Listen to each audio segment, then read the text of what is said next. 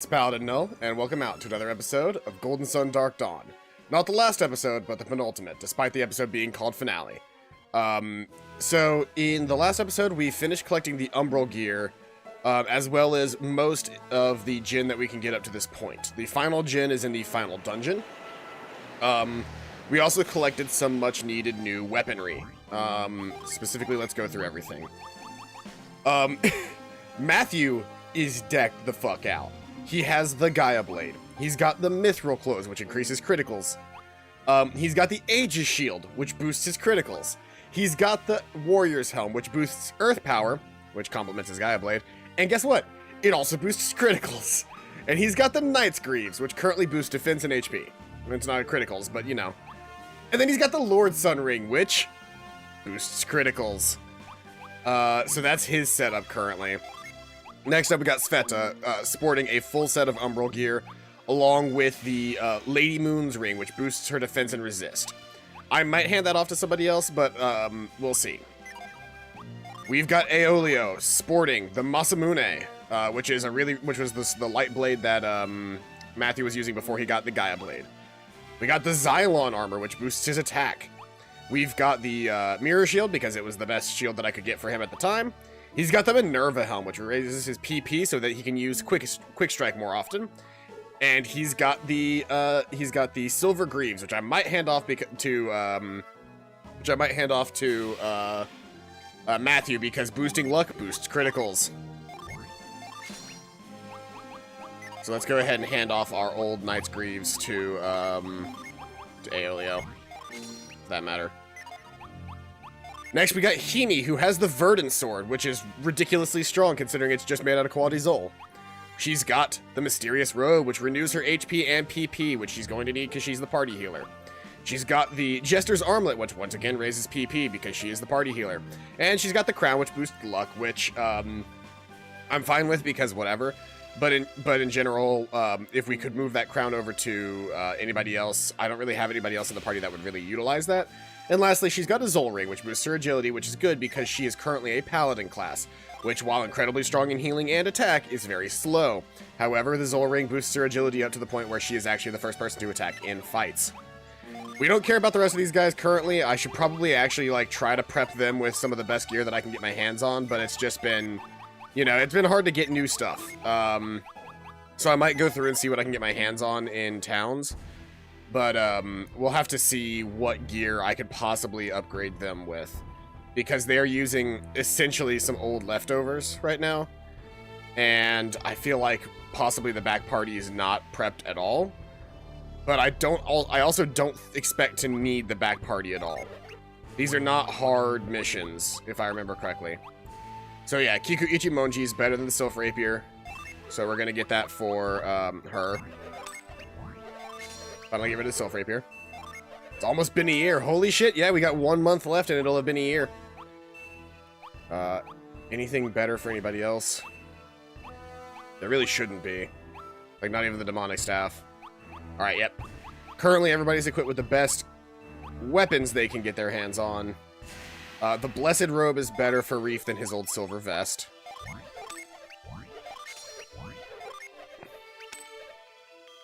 War Gloves. Hey, yeah, actually, let's get War Gloves on him. Aura Gloves. Boosts, used to boost resist. I don't care about use items, necessarily. Virtuous Armlet is 35 or 36. The War Gloves help with his attack, so I'm fine with him just using War Gloves. The Virtuous Armlet, however, will be going to Reef. I do like that you could just buy back anything that you didn't get. Thunder Crown, as good as it seems with its defense and everything, is not worth purchasing because it is cursed. And Safety Boots would help him, but would reduce his total speed, which he's already really bad at speed anyway. So that should be best in slot for everybody that I can possibly get my hands on currently. Let's talk about Djinn next. Matthew has been moved over. I suppose I could do all of this from the status screen, actually. Let's see here. Can I do that from the status screen? Yeah. So Matthew is currently boasting the Slayer class, which gives him a significant boost to Earth Power, which is going to help him out because using the Gaia Blade and I'll spoil it now. When we get into the actual dungeon, he will be using the... When we get into the dungeon, we will be picking up the Soul Blade, which is an even stronger version of the Gaia Blade. Because that's when he can start using Megiddo. But for now, he's got the Gaia Blade, which has Titan Blade, which is really good. But that gives him an Earth power of 179, which is ridiculously good. We've got his... That's all of his gear. But yeah, he specifically has Clover, which cleansing the soul, quite common. So I'm not really planning on using any of the actual, like, Jin's powers, though if I do, what I'll be using is probably Magnet to paralyze foes and things like that, and, like, boosting stuff like, when we get to it, like, Sveta has, I think, where is it? Does Sveta have the one that lets us increase our agility? She should, right? Yeah, Fleet allows us to increase our agility. We'll be doing that at the beginning of a fight as well. Simoom is supposed to be really good, so I put it on Sveta as well. Just about all of our Jupiter Jin are in the first party. The remainder of the Earth Jin are also in the first party, I believe. Or no, there's some more, but Himi's got... I'm getting ahead of myself. Let's go through everything else. Sveta here is currently... Whoa, that's not what I wanted to do. Sveta here is currently boasting the Prime Beast class, which is the strongest class that Sveta can have. It's important that we do that because normally any of the cross classes that you can do for... any of the extra cross classes that you are able to create for Jupiter adepts primarily focus on casting, and Sveta is not a caster. Sveta is an attack type. So it is significantly more important for me to shift her into beast mode whenever we go whenever we get into big fights, as she is going to be a primary damage dealer. Her focus is entirely on Jupiter, so she has a 149 power to that.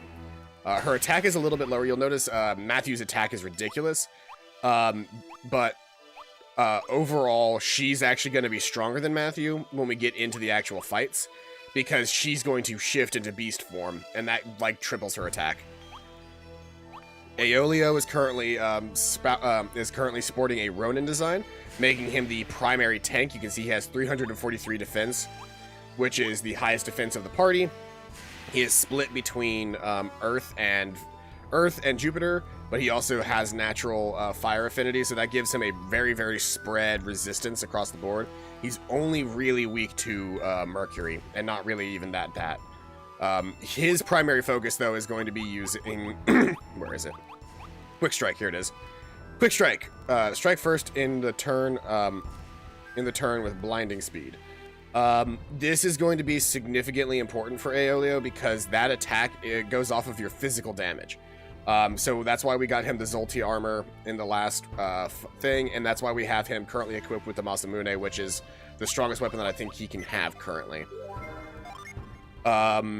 Next up, we've got Himi, who is a paladin.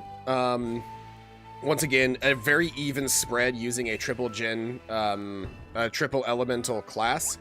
Her big deal is that she actually has access to Wish and Wish Well, which are incredibly strong magics at this point in the game. They will be what would keep us alive during large fights. She also, the reason she has the Zol Ring is because, generally speaking, the Dragoon Tree, which is what the Paladin is part of, the Dragoon Tree does not have good agility at all, so she would end up acting last in battle, pretty much in every scenario. But I prefer my healers to go first because I'm a reactionary healer. If my party members are not hurt at the start of a turn, I will go all out attack. So with her, I gave her the Zol Ring so that her agility goes up to 423. With that massive boost to her agility, she's going to be more than capable. She also has a really good attack stat, 550. If we compare that to Aeolio, 565, 568, and 561. She actually has the third highest attack in the main party. And then we get to Reef. Hoo boy, Reef. What can I say about you? You're not good. You currently have a Savant class. You're my dump character. You always have and always will be my dump character, and I'm sorry about that. Your stats are not good. You have very low attack, very low defense, very low agility. If anything, I believe you are currently... You're also another user of Wish Well, so you will be the backup healer. Karis, a little bit better off. She is a pure mage, so despite using the Kiku Ichimonji and having a 401 attack, she is a triple class as well. And her triple class focuses on being able to have... she also has Wishwell, which is interesting. But her main thing is going to be... She's got Ward Resist. She's got dropping attacks, but then she's got Shine Plasma and Hail Prism, which are really, really strong attacking magics. Tyrell is a... Let me get over here. Tyrell is a hero, which is just pure fire for him. That gives him access to some of the strongest fire magic in the game as well, but it also gives him a very decent attack stat. Coming in at 455. His agility is ridiculously low, though, so he will always be the last person to act in pretty much every scenario. He does have 801 HP, so for a backup party member, that's really good. And Amidi is an Aquamaster, pure water. His setup is going to primarily use a lot of Ply as well, and we've got several back party healers, though he doesn't gain Wish as this. He does gain some of the strongest single target magic, and I do still have him with Cold Snap, Cold Forge, and Frostbite, which is going to be really strong ice magic, along with Super Cool and Diamondberg. So that's my full setup for my party going into the final dungeon. The only thing that's really going to change is when we do get to the final dungeon, we're going to pick up one more Fire Gen, I think. In which case I might reconsider some of the back party. But as of right now, this is what we currently got. If I were to do that, would that turn him... Okay, yeah, him as a Warlock is actually better. Because that boosts Reef's stats a lot. Currently, he's just a Savant because this setup does literally nothing for him. But to give him another Fire Gen, he would become a Warlock. Anyway, let's get on with the story. So, we got the Umbral Gear. We got all of our good items. We are now needing to head west of Tanfan to head to the Great Wall, or I can't remember what they called it. Basically, there's a giant fucking wall that we have to go across. It's actually just right up here, if I remember correctly. You can kind of see it on the map. There's a wall that divides the top region and the bottom region. He needs agility coming into play here. Feral Rush, which I think is new to her Umbral Claws. Power Charge. I need Matthew to master the Gaia Blade as soon as possible, because he needs to be able to use Titan Blade when we get into the dungeon. And that is going to be a slight problem with him right now because he is slow. Which means he's not really getting to do a whole lot of attacks. But here we are. This is the actual wall. The Endless Wall is what they call it. I think until we get into the dungeon, I might equip a Zol Ring on Matthew just to get his actual stats up. Can I growth that from here? But yeah, as of right now, we've basically done everything we can, aside from maybe collecting some extra items here and there. We have done everything that we can to prepare for the dungeons. We are simply at a point now where all that is left for me to do is hope and pray that we've done everything that we can, or is hope and pray that what I have done as far as leveling is actually going to work out for us.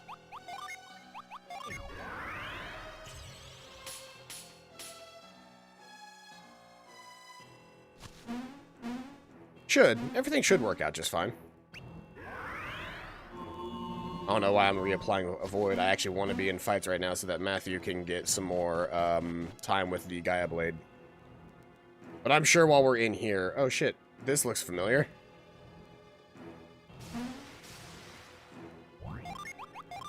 Yo, want to go ahead and use Thermal?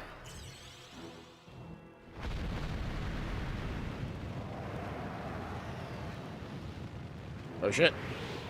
All the way up. Actually, kind of don't want to be up here right now. Can I go back down? Yes, I can. Cool. There is a way back down.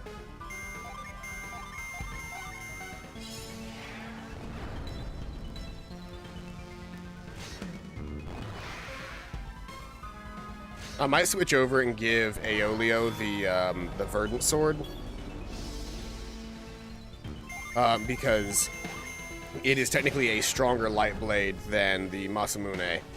And as much as I like Himi having some defense or some attack power, I would rather have Aeolio have stronger attack, because with him being able to use... Whoops, that's not the one I wanted to use. With him being able to use Quick Strike, that is like one of the strongest physical synergies in the game. And in order to really get it... Oh, he learned Spiral Assault. In order for him to really be able to get the full benefit from it, he needs to have the strongest weapon he can get his hands on. And it's not a massive difference, but it is a difference.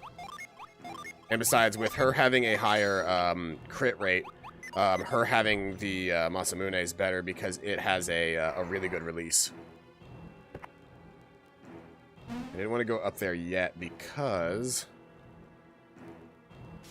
there's an exit out of here that I wanted to go through. I think it was over here. Our right side drops me out on this side, and I can get this chest, which has a Lucky Pepper. Nice. That's going straight to Matthew, because we want to make sure that he is able to just blast out all of those fucking Megiddos once he gets the Soul Blade. Now we gotta make our way back inside, but other than that, we're good.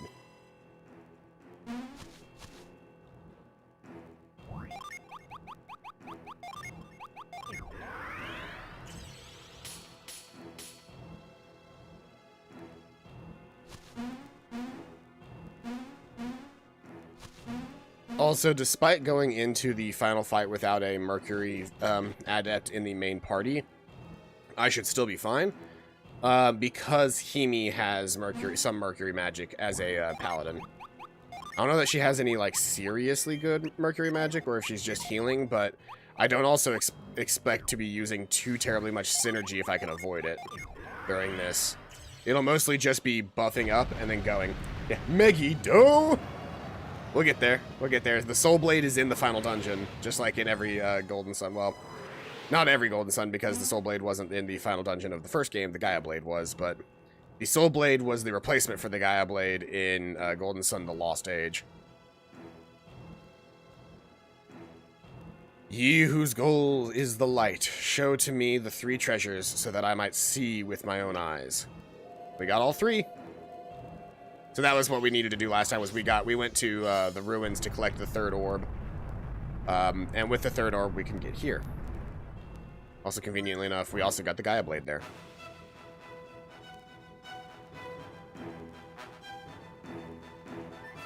Oh shit, you getting that music? I do also like that Himi just naturally heals every turn because of her mysterious armor.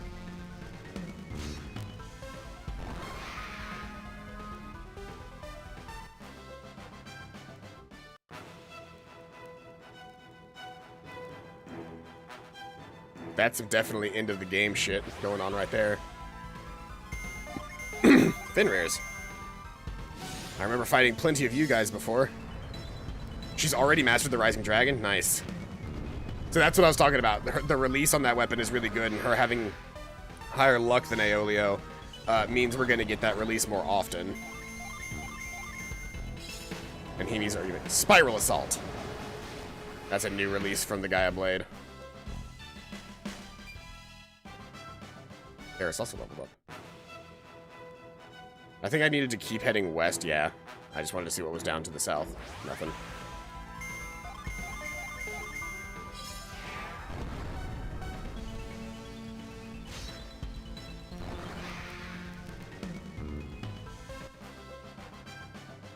Apparently there's if we come across anything called a Fury Demon, let's see here. Okay, follow the cloud-covered peak to the first area, final 2 parts, the Apollo Ascent.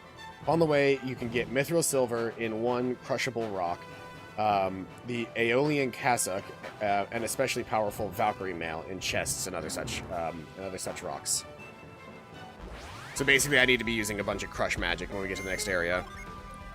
And in the next area, there's a chance for us to fight something called a Fury Demon. And if we defeat it with an offensive Mars Djinn, it has a higher chance of dropping... it needs a Jupiter Djinn to get us the Gloria Helm. And the last thing could give us an Atropos Rod. Or Atropos Rod.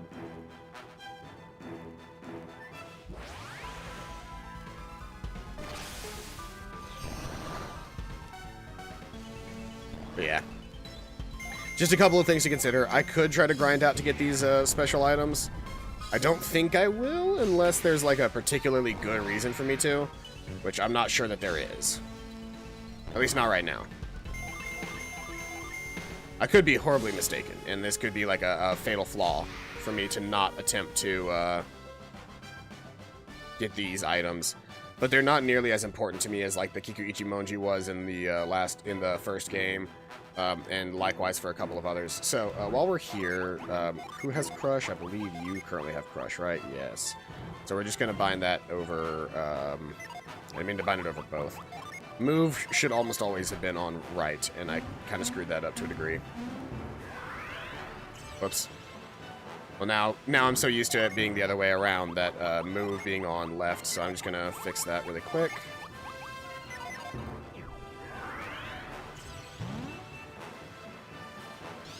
Bam.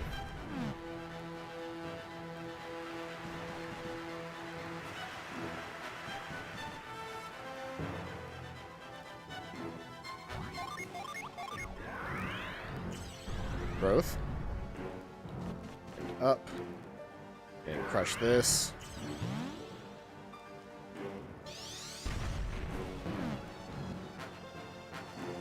Contain the upper half of a lady's head. Matthew touched the statue's forehead. Oh, interesting.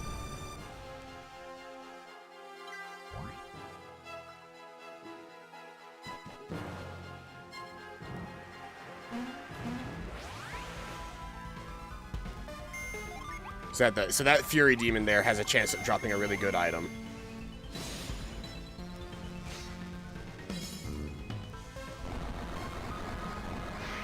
If I defeat it with an offensive Jupiter Gin, if I defeat it with an offensive Jupiter Gin, then we should be in the money. Well, not in the money, but we have a higher chance of getting what we want out of it if I defeat it with a Jupiter Gin.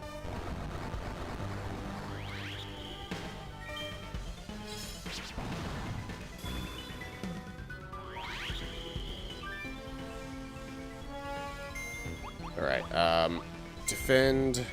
You've got Jupiter Gin. Oh no. You do not have Jupiter Gin. Okay, so actually, Aeolio, you do have Jupiter Gin, right? Yes, you do.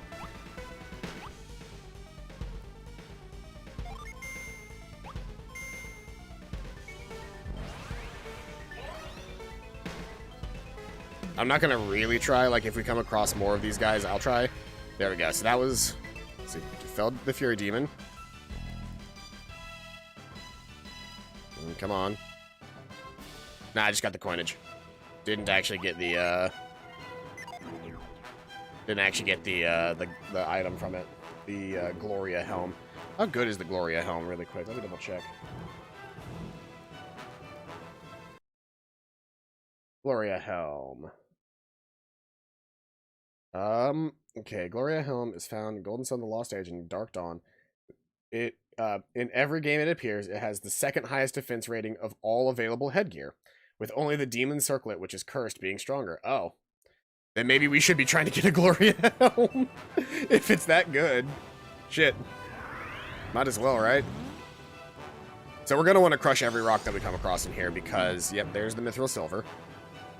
Which we're going to take this back before we actually complete the dungeon. We're going to take this back and try to get something good out of it. I think with the Mithril Silver, I can get a good weapon, right? Let me double check. Mithril Silver Golden Sun. Let's see here. What can I get with that? I think I can get one of the strongest swords in the game, right? Yeah, Levante. Levante in Dark Dawn is good because it has really good releases. So with that Mithril Silver, our goal is to try and get our hands on Levante.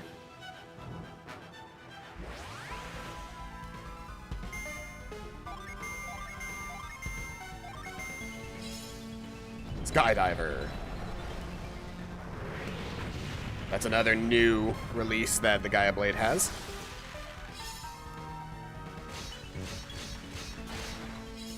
Not quite what we're looking for yet, but Got some really good abilities going off there. No, do not attack that boy. Okay. You're going to attack him. You're going to use Puff on him. You're going to use Gust on him. You're going to attack in Fenrir. Skydiver. It's a really cool ability.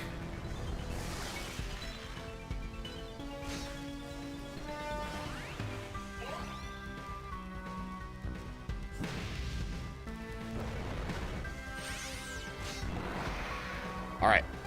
We got the offensive Jupiter Djinn kill, so that increases our chances of finding that helmet.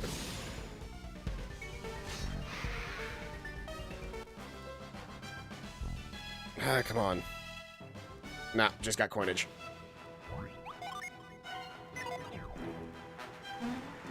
It'll always be worth trying. It'll always be worth trying. If we come across that enemy, we will always try to get ourselves the helmet. It's super simple. I don't have to grind. If I need to grind, though, if I really wanted it, I could. I could just, I could grind using the lure cap, which I haven't actually put on, like, at all throughout this entire playthrough. And it seems I still won't have to.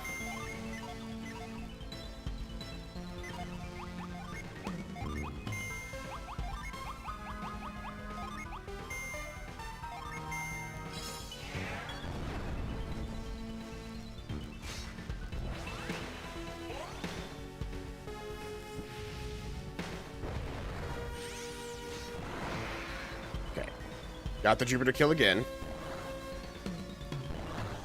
So we're just padding out our odds of getting that really good weapon now.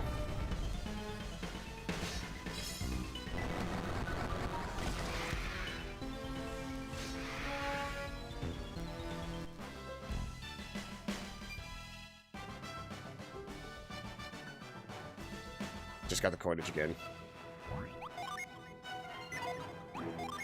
The thing is, it doesn't cost me that much to try for it, so I've got no reason not to.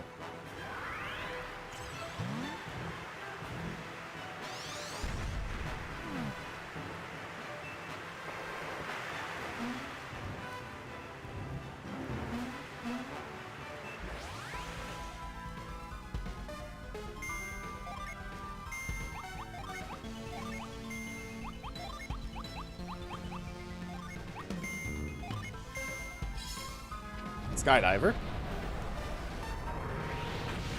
We're getting really lucky with these encounters. If we keep encountering the Fury Demons, we've got to... Oh, he finally learned Titan Blade. Nice.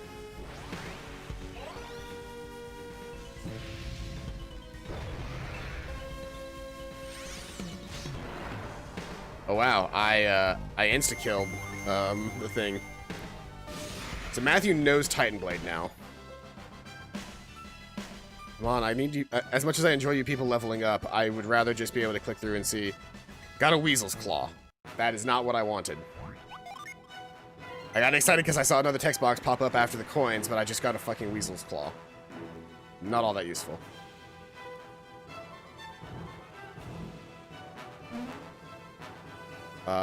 We're gonna play through this zone just a little bit further until we can get our hands on the Valkyrie mail.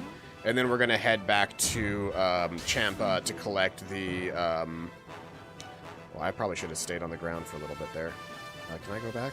Not at this point. I can grip my way to here, I guess. But I should have stayed on the ground a little bit further.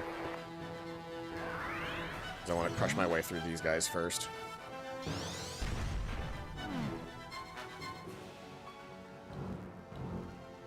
Just want to double check and make sure there isn't any funny business that I can get my hands on. What you have in you. Ah! That chest may contain something good for me. Why did I do that? I have moves saved on a hotkey.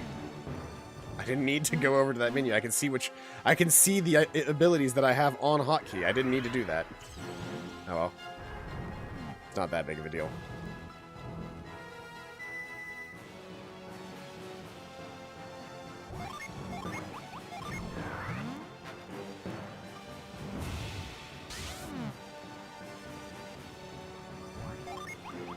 At this point, it doesn't really make sense to shift out to a grip being my usability. Because I'm only going to have to use it like one more time.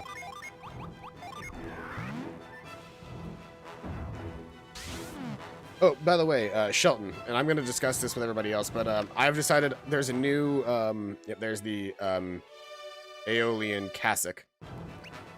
But I've decided there's a new dexterity weapon, a new reach dexterity weapon that actually I think makes sense, because as much as a scythe is like a cool and edgy and fun weapon, I don't think it makes sense to be a reach dexterity weapon per se. Considering the sickle, the smaller version, as a simple weapon is just strength-based as well. It would be, you know, it would essentially just have the same stats in my mind as like an attack thing. But there is a weapon that I would like you to look up. It is called a meteor hammer. And I believe that's what it's called. It's called a meteor hammer, but essentially it is a 1.5 to 2 pound ball on the end of a chain. And you basically just swing it at your foe and pull it back. And if that isn't a fucking reach dexterity weapon, I don't know what is. So it would have the same damage output as a spear, but it would be considered a finesse weapon with reach. And it would be bludgeoning damage, not what am I doing? It'd be bludgeoning damage, not piercing damage.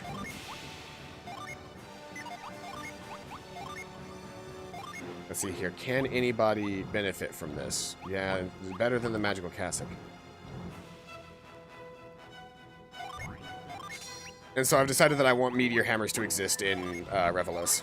And then Reef, you get the magical cassock. Boosts wind power and resist, which is good for her because she's got a shine plasma.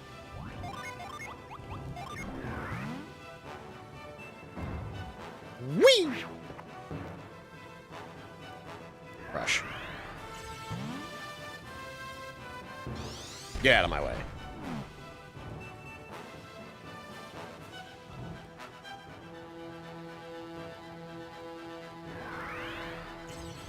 Get out of my way.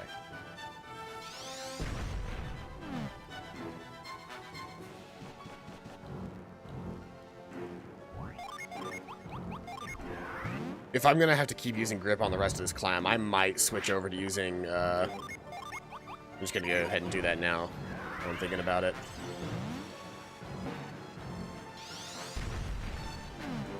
So many fucking things that I have to do to get up to the top here. Okay, I can't do that yet. Gotta go around. Ooh, we got 2 chances here. Okay, so, you can attack and that's fine. You need to use Puff. You need to use Gust on that one. And you can attack that one, that's fine.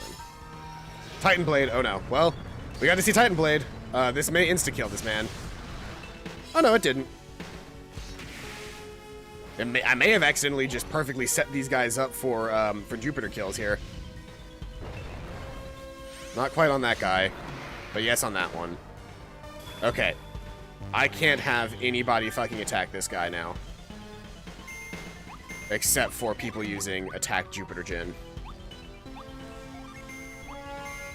Well, you could also do your thing, just in case. You have yeah, you got Vortex.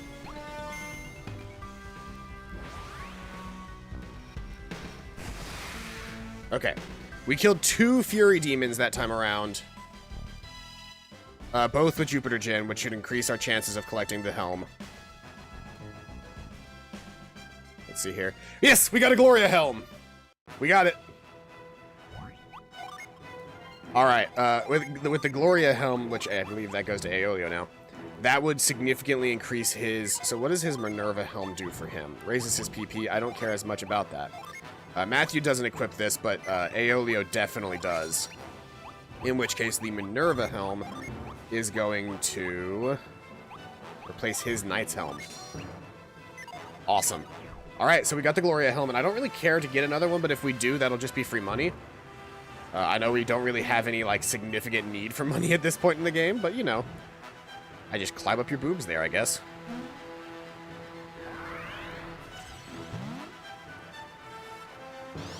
crush. And up here, we crush again. Oh, can I not reach that from here? What was the point of this?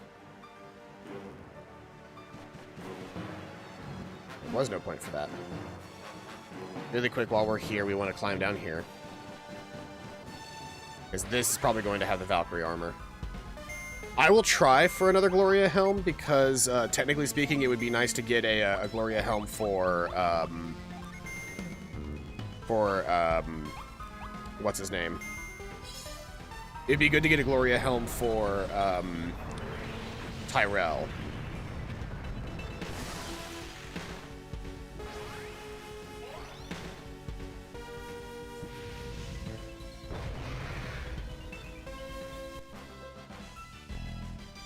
I'm not as, like, invested in collecting it now, but, what was the other... There was another, enemy in this region that I could be fighting that has another drop. Fenrir's. If I attack Fenrir's with Mars Gen. I don't have a whole lot of Mars Gen, so... Attack and stun foe, damage and delude, revive a downed ally. I don't care about you carrying that one. I want you to have lava. And brand. Lock enemy synergy. Don't care about that either. Give me another damaging one. Here. There we go. So that gives us plenty of fire ones. So if we come across some Fenrir's now, we can also try to get ourselves in a Topaz rod. Or Atipose rod. There's the Valkyrie mail. Which, he currently has the Mithril Clothes, which is boosting his critical, but if I were to get him that, this also boosts critical, and it's better armor.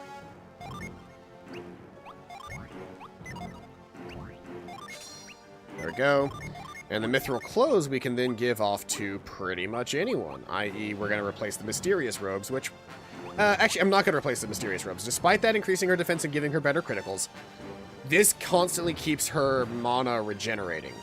Her PP and her HP regenerate every turn when she's wearing the Mysterious Robe.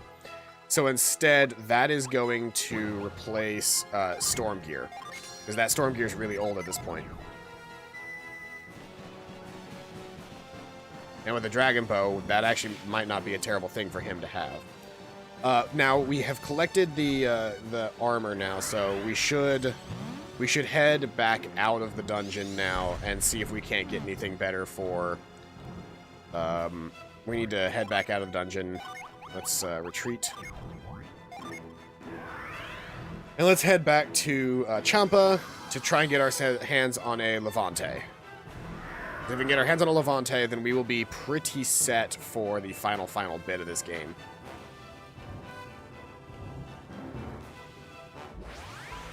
I'm actually gonna speed through the majority of this area, because I don't really feel like...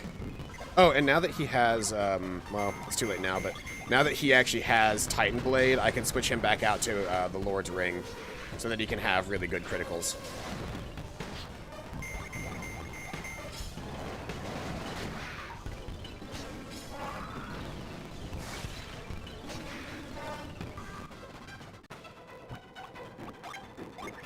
Let's see here. You've got the Zol Ring now, but I actually want you to have the Lord's Ring. And we have a Lucky Pepper. How did I not... There we go. When did I get that extra Lucky Pepper? Tyrell, you don't have a ring yet. You get this. Now you're actually going to go fast.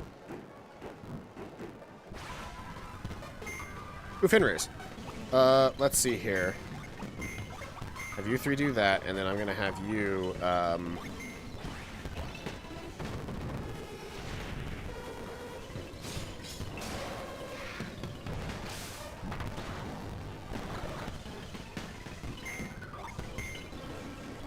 You two attack, you defend, and then you're going to use lava on this guy. Okay. Ah, we may have just killed that Fenrir. Oh, we didn't. Cool. That means it's probably just in range to kill with Glare. Yep. Nah, we got money, but we didn't get the staff. That's fine. We're just heading back to Champa anyway.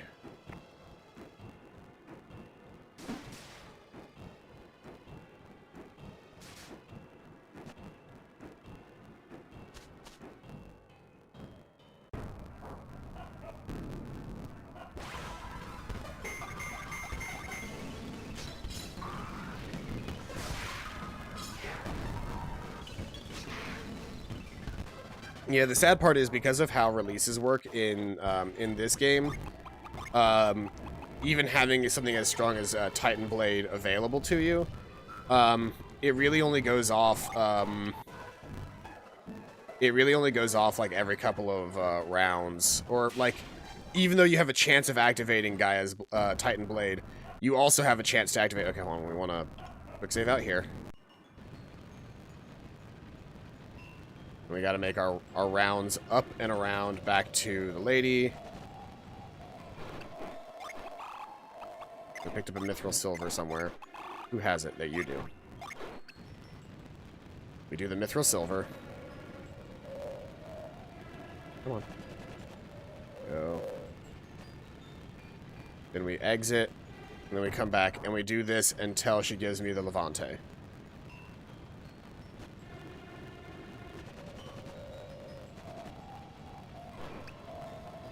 Nope. As much as I would love another set of mithril clothes for the better criticals, I need that Levante for Aeolio.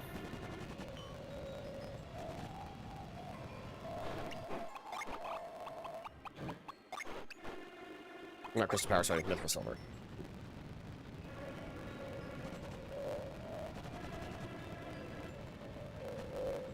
At least I'm learning this route a little bit more.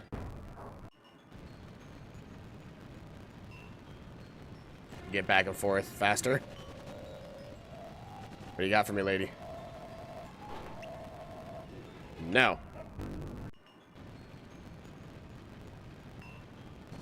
The mithril clothes must have a ridiculously high RNG chance.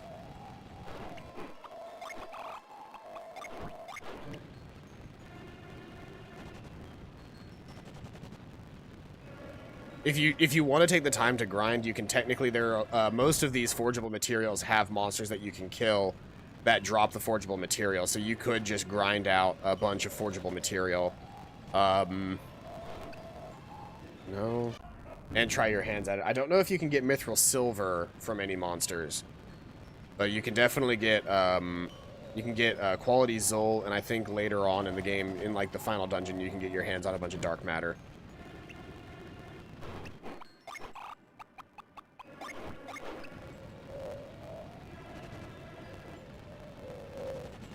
This is going to take a minute, but we should be able to do this no problem.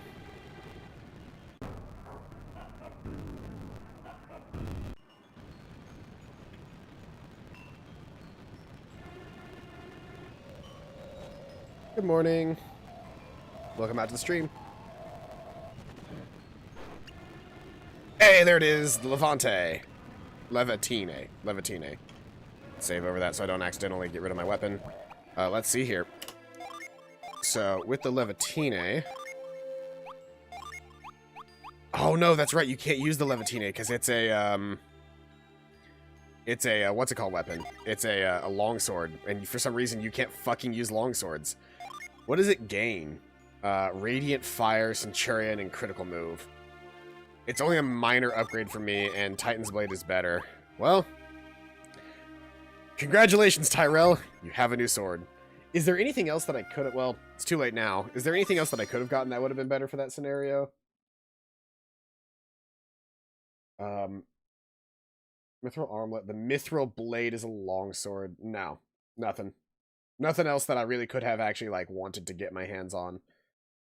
There's, like, the Mithril Claw, which is a thing, but, like, I don't really care about the Mithril Claw that much, or the Silver Longbow.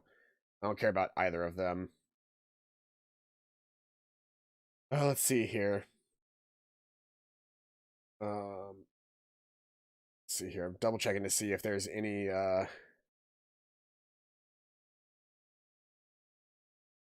Yeah, these are just RNG methods, which we could go to the Yampi Desert Cave if we were playing in Lost Age, but there's no way to collect Mithril Silver for free in this one.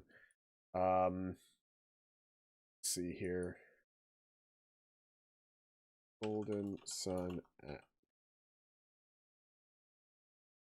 List of axes. Let's see here. The Stellar Axe, Gaia Axe, Apollo's Axe, Mighty Axe. Let's see here. Axes in Dark Dawn. The Herculean Axe is the strongest one, which would require an Aura Halcon. I can't get an Aura Halcon on that right now. So what about the Giant Axe? Where is that? There's more to the total of playing the CDI Zelda games. We're getting really close on that. Let's see here. RNG methods. No, this isn't what I need to see. Where's its location in Dark Dawn? Giant Axe is an Axe-class artifact weapon found throughout Golden Sun series. In all its appearances, Giant Axe increases the wielder's base attack by 114 points and can be bought and sold. Golden Sun, they are occasionally dropped by Earth Golems and Suhala Gate. In Lost Age, in Dark Dawn, the Giant Axe changes from a random monster drop to a normal treasure found in the Phantasmal Bog. Oh. I probably already have that then, but that's not better than what he's currently using. In which case, I need to be looking at the best light blades. Let's see here. Golden Sun Light Sword. List of light blades. Here we go. Trisophone Edge and Masamune are up there. Let's see here. Light blades and Dark Dawn. There's Trisophone Edge. The Verdant Sword, which is what he's currently using, is the second strongest, and the Trisophone Edge is the strongest. So he's got, like, the best gear that he could possibly be using. In which case, I don't need to be worrying about him. Trisophone Edge and Dark Dawn. Two of them Jupiter-based, Vorpal Slash, Combat Dance, and Light Surge. Vorpal Slash? Okay, I don't care about any of that. Okay. Where do I get it? It's acquired a rare drop in the Cruel Dragon at Islet Cave in the Lost Age. It is bought while its resale value is... It is also rivals the best staff, the Lasha's Rule. Okay, well, I don't care about any of that. Basically, I'm using the end game gear. The thing is, there is a place that I could go and farm quality Zol. There actually is an enemy in this game that I can farm quality Zol from, which is where we got the Verdant Sword. So I could technically farm out for a second Verdant Sword for what's her name, but I'm not going to. Not right now, at least. I have no reason to farm. I got the thing that I wanted out of the Mithril Silver. Unfortunately, it was only really good for Tyrell. Which I guess it's good that Tyrell has a better weapon now, but, like, I'm never going to really... I don't really plan on having to use Tyrell.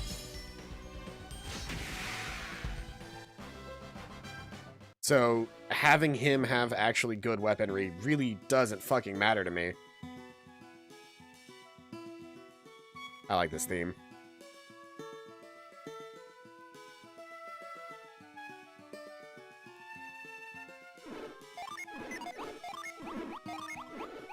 I'm always constantly reminded how short these games are. Like, it always feels like they're so much longer than they are, but then I end up playing through and it's like, oh, by the way, you're done in like 3 hours. Congratulations. What? But I just started. Who has the shit? You've got the old Blessed Robes, which I should probably... I need to double check. I don't think those Blessed Robes were better for anybody else. No, they shouldn't be, because I gave everybody else good stuff. So we'll give out the Blessed Robes. Yeah, because she got the Aeolian Cassock. And he's got the Dragon Mail, which is good. And I don't think he could even equip the other thing. His old Peyton's Blade and the Knight's Helm are gone. He's got the Dragon Bow, Mithril Clothes, Spirit Armlet, Lucky Cap. And his old Storm Gear is gone. Alright. Well, my backup party isn't nearly as under-equipped as I thought they were. Let's see here. Just to double check. I think I've already checked, but armor-wise, I don't think anybody can have better armor available, right? Technically, the Storm Gear would have been better than his Magical Cassock. Okay. Go ahead and do that, then.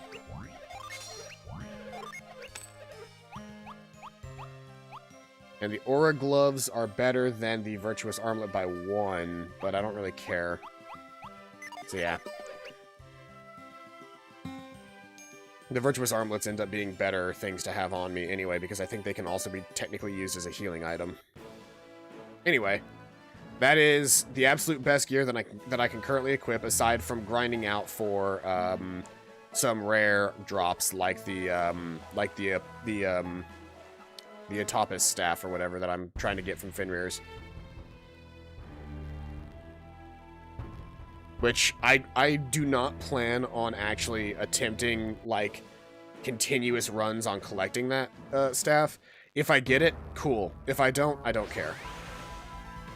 I know how to get it, so I will try whenever those enemies appear, but I'm not going to, like... I'm not going to spend a significant amount of time working on getting that together.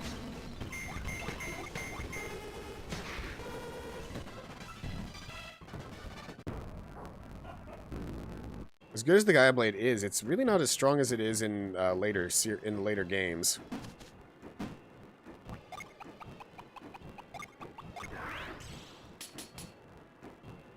I found that, roughly speaking, in any game that I play, 4 times speed is enough to actually physically play the game, while still actually benefiting from speed ups.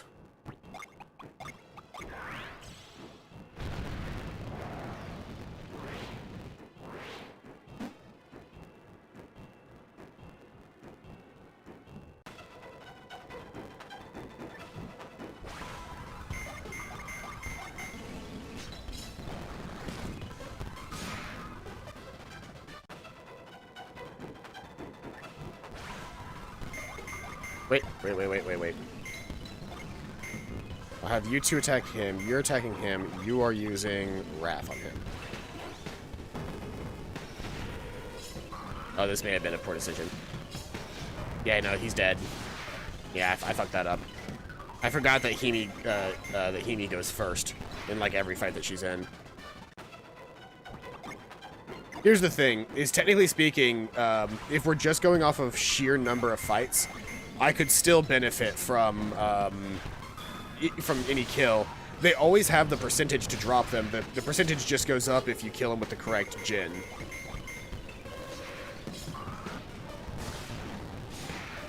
It just happens to be a rare drop in this area.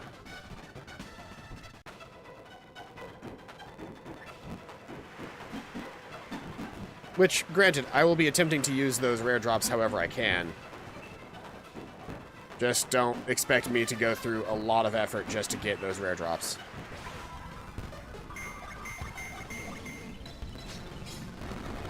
Oh yeah, I should technically still be trying to get the another helmet from one of those Fury Demons. If only just to boost Tyrell's defense a little bit more.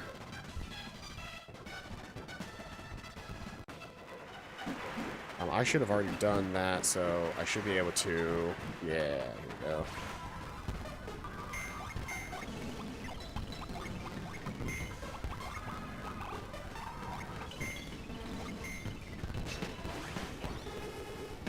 Trying to get us back to where we were.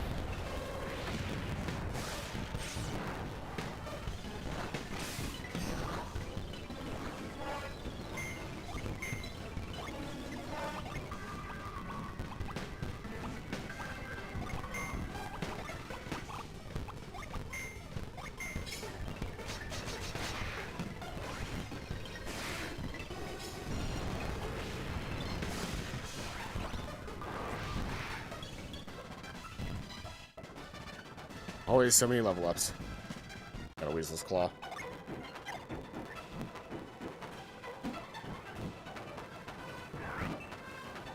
Whee!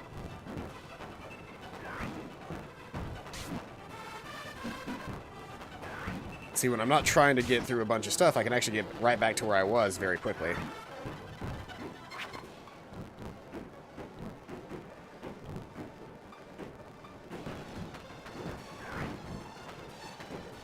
Oh, come on. It's right there.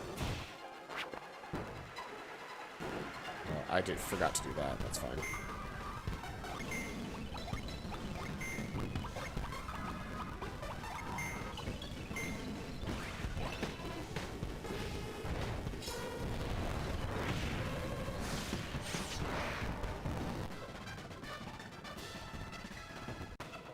Just got money.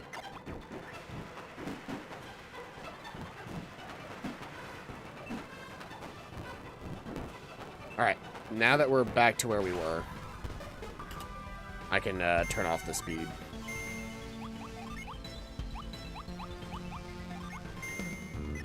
Well, Puff does have an off chance of just insta-killing, so I'll use Puff first.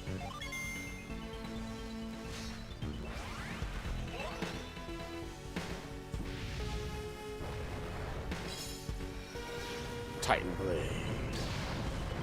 Titan Blade is essentially like using a free Odyssey, but like stronger.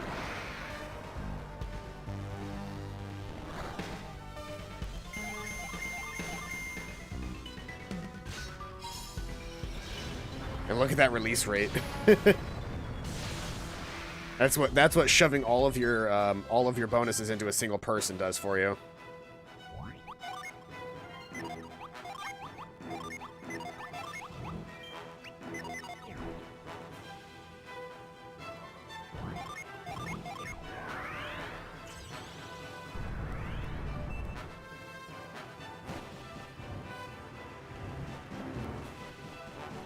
Touch the gem. Finger. And so I can grip across that.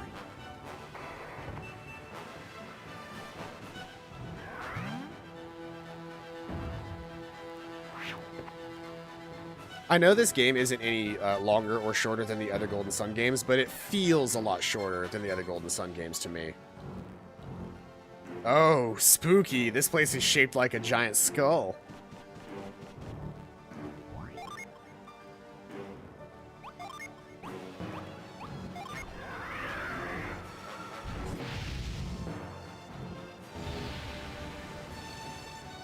Nothing. Okay. That's clearly not what I need to be doing right now.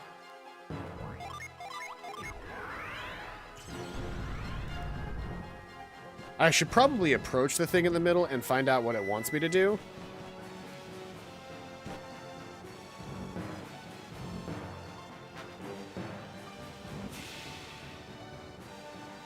Path of light may not be trod without mourning those who passed into shadow.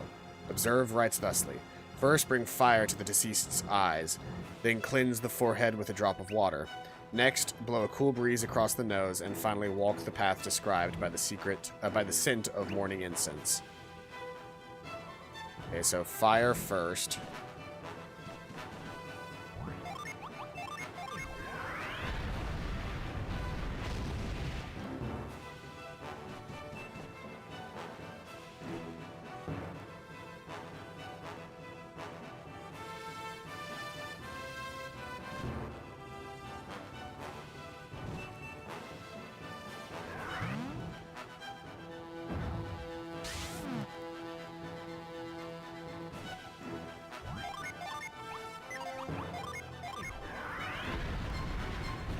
Fire eyes first.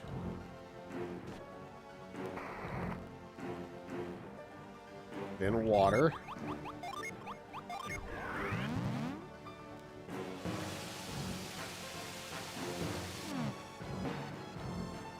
Then wind across the nose.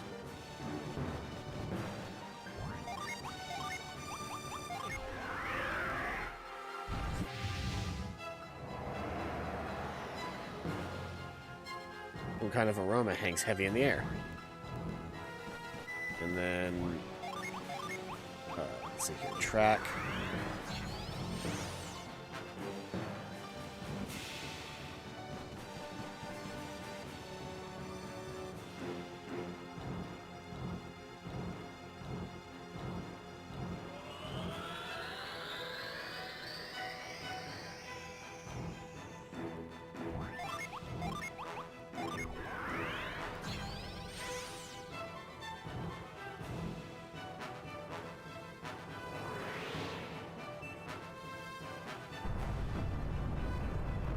Cool.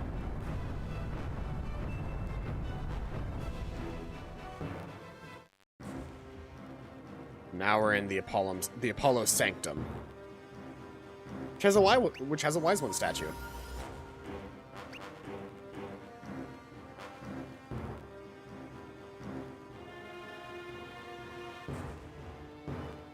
Ooh, spooky.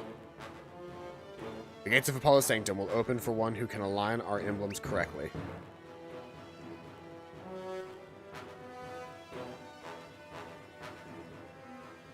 Hmm.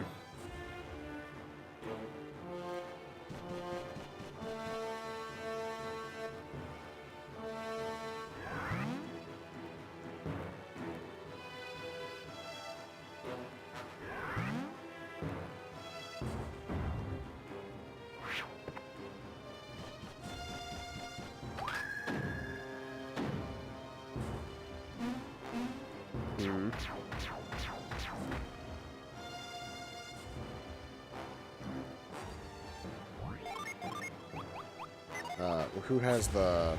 Oh, I have Crush as a thing, right. I crush this.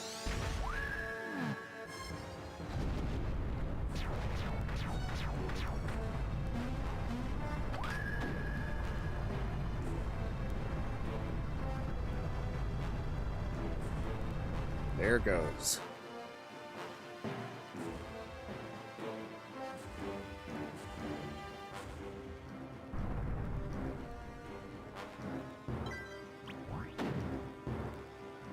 Before I continue that, I kind of want to continue up this way because I can get my hands on treasure. A mint. Speaking of mint, I also have a cookie that I haven't used yet. So who has the mint? You have the mint. This increases agility. I want to increase Matthew's agility.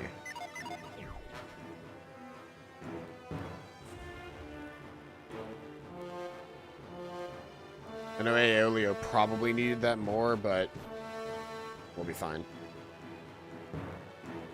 So then we push.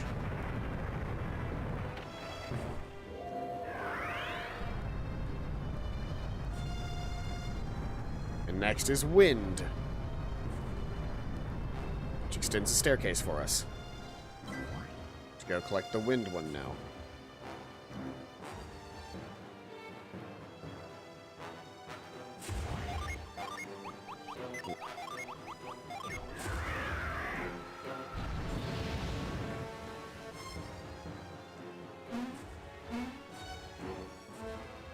Ooh.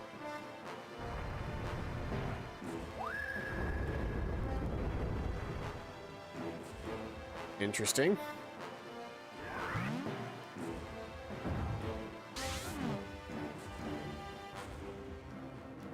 I don't necessarily want to do that yet. I kind of want to inspect the area first and find all of the cool things that I'm missing.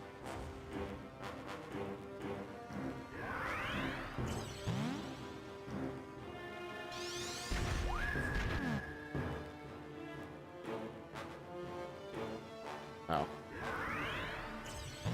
Sneaky, sneaky. Gotta crush that guy back down first before I can engage in Whirlwind in this guy.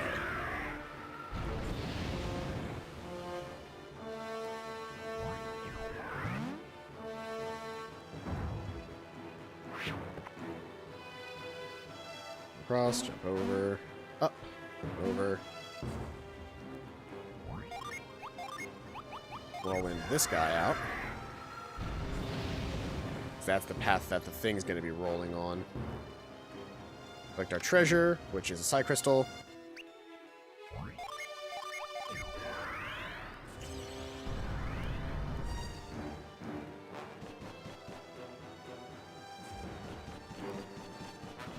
Okay, and now I do this.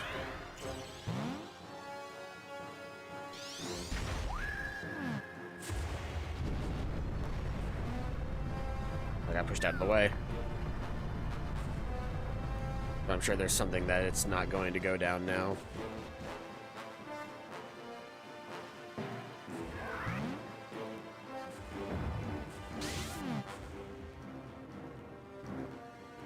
Did it get stuck on anything? It shouldn't have. It should have been able to go all the way through. No problem. Yes, it did. Cool.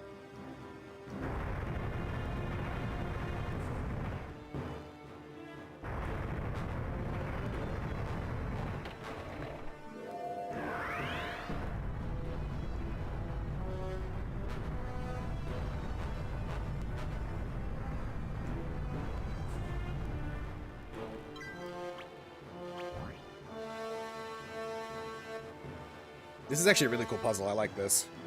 You kind of have to think about where you want everything to go beforehand. And in some scenarios, you actually have to be where you need to be before anything happens.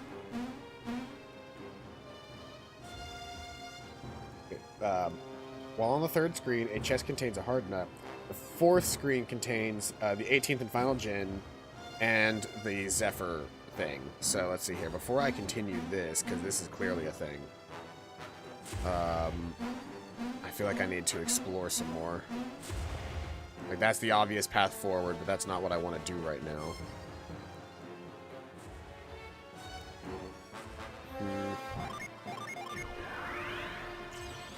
What happens if I move you over?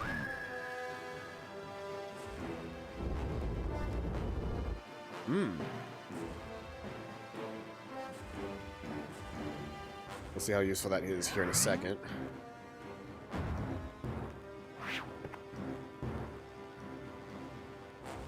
Treasure. This should be a hard nut. Yep. Which increases defense. We're going to immediately use that on Himi, I believe. Yes, because Himi has the lowest defense of the main party.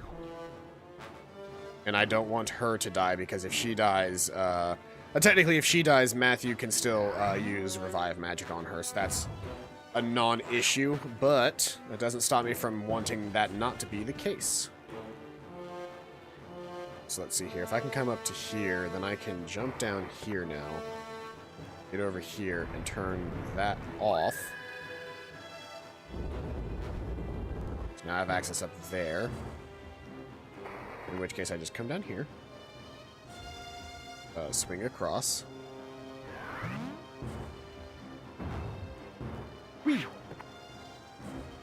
and move the statue back over so that I can have the jumping path back.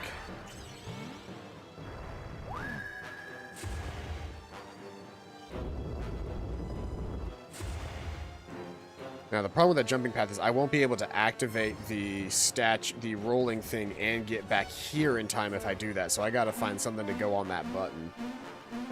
Because the jumping slows me down enough that that's gonna be an issue. So let's see here. If I activate all of these in order...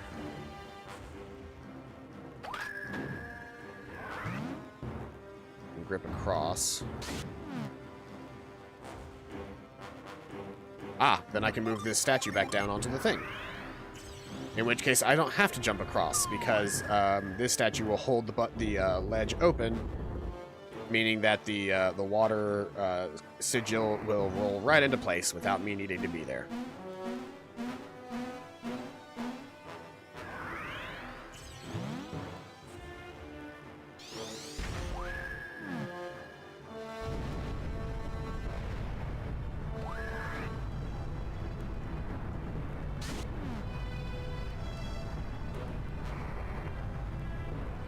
It'll roll right on through.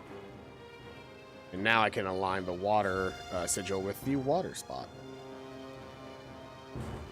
I have a feeling when all of these combine together, they're going to make a really cool looking thing.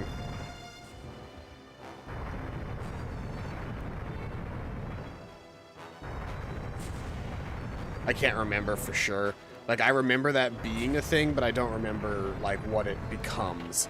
Like, each of these, obviously, because they have a specific shadow shape, and they're all on their own track, when all four line up, they create a picture. I just don't remember what the picture's supposed to be.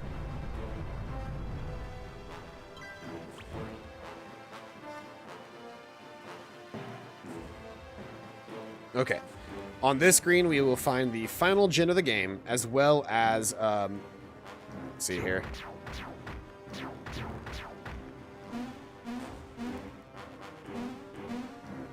I can get around to... I need to inspect that very far right archer statue as well.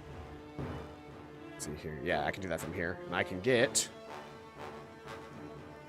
the Zephyr's bow. Which should be a better weapon than... let's see here.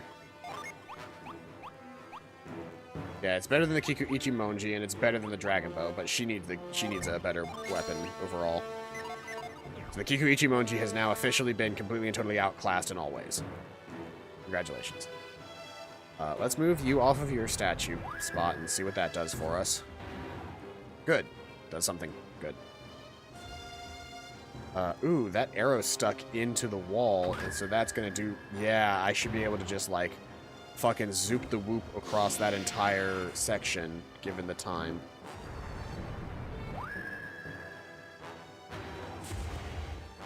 A lot of grip lines on this one.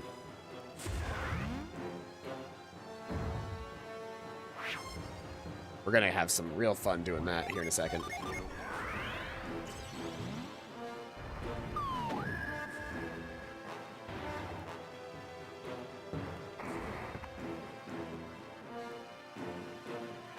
Can I move you down? I don't suppose I could. I'm gonna need to find some way to move fast across this entire platform. First off, also, oh, I really want to figure out how to get to you. Is there some ladder that I'm missing? There was. Come across this entire bottom portion. Having done this, I can now collect the final Djinn in the game. Let's go. The 72nd Djinn, Aurora, who's been initially assigned to a meaty, which also kind of fucks over a meaty. Unfortunately, that turns a meaty into a pilgrim, which just makes him worthless. What does Aurora do? Speed party Djinn recovery with Soul's Light. That's actually really cool if I were using Djinn. We're going to turn you into a warlock, and we're going to do that. And then, if I did that, you would turn into a master, which would give you more attack power, but you would lose access to quick strike. But I feel, herein lies the problem, huh?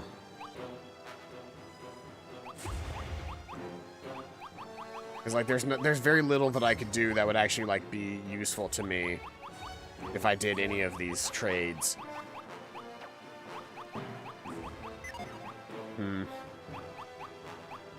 There will be always one person in the party with a dump, and I guess that's just gonna be you. There we go. Otherwise, you're an Aqua Lord.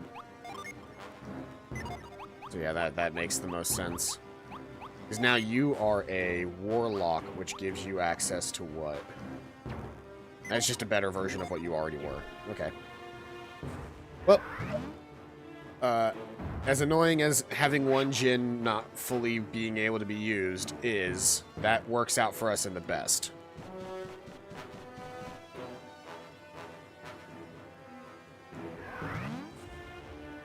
Okay, I want to see, can I? Wee. Okay, so that's going to be what I end up having to do to go fast here.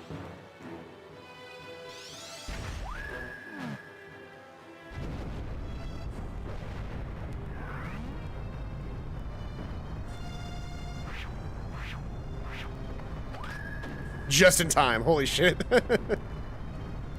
Alright, there it is. That is the last little bit here.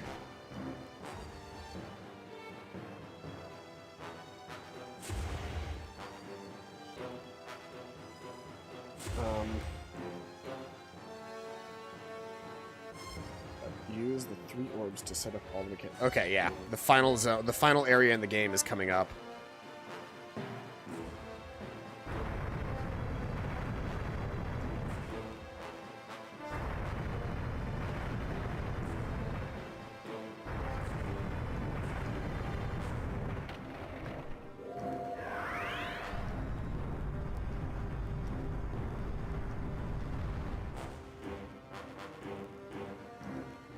Death is the dark reflection of life. To enter, create my dark reflection. Ah, I see what's going on. So yeah, when you push each of these into a into line, they create that lady. This is a really cool aspect of the game, I think. Like, you can see it forming when I'm layering these together, like right now before we do the final thing. You can see we've almost got her reformed using all of the other pieces. And we throw this last bit in, that'll be her hair.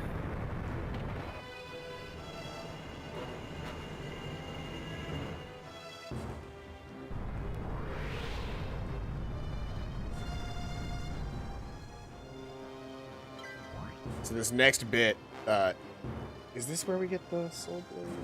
Where's the soul blade? Pepper's bow. Okay. Use the 3 orbs to set up the mechanics in the area, including obtaining the soul blade, which is used as a key in addition to being the strongest weapon. Okay, so yeah. This is the final bit in the game. The light here is too strong. You'll need protection to survive it.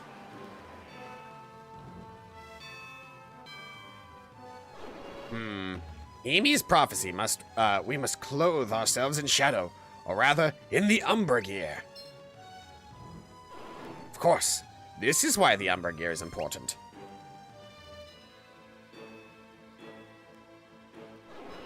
Time for Sveta to step into the limelight, so to speak.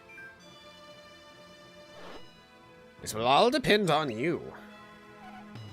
What am I to do? Well, this equipment is tailored for the Morgul Beastmen to wear. Sounds like Sveta's... sorry, that's not the right voice. Sounds like Sveta's the girl for the job, alright. But why is the gear just for Beastmen? The Apollo lens is the product of a cooperation between the ancient Janai and Morgul Beastmen. And the Beastmen did the physical labor, so they were wearing the equipment. So why is it the Umbral Gear? Because if we are to survive the light, we must wrap ourselves in the Umbra, another word for shadow. Very good, Amiti. And so that is where I must step in? Alright, here I go. Do we really know that the Umbral Gear alone will be enough to protect her? There's no way of knowing for sure. I have faith in our leader. Matthew, will you guide me? Ah, Matthew, of course. You don't think Matthew can do it, do you, Creighton? Don't be absurd, of course I do. Matthew, you've led us well to this point. Now guide Sveta through this last obstacle. Once we come up there, I'll be in danger. Don't let me down, please.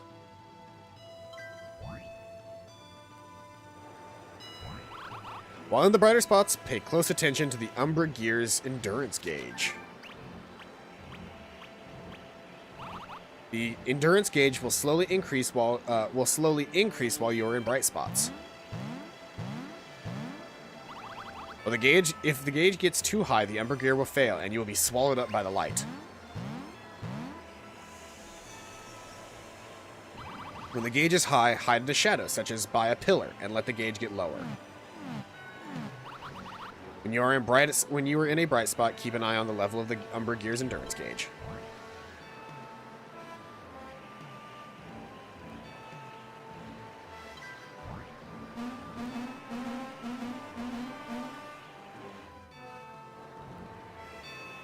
So while we're right here, we're fine.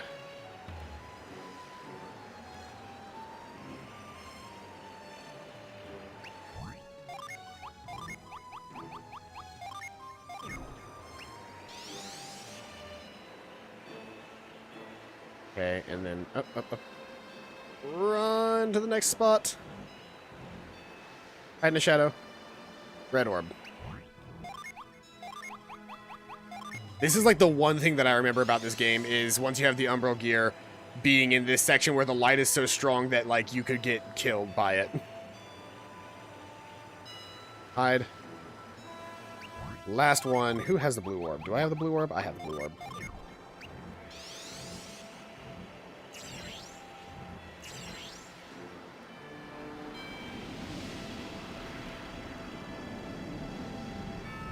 The Soul Blade.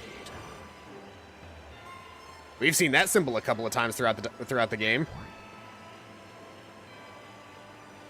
So you know how we just picked up the Gaia Blade and the Gaia Blade was supposed to be this like totally awesome thing? Immediately outclassed. Immediately outclassed. Hold on. So why wouldn't it let me climb up the plinth and collect the Soul Blade?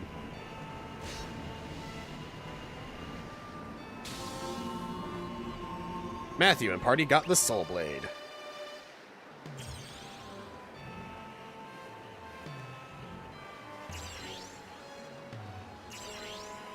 Okay.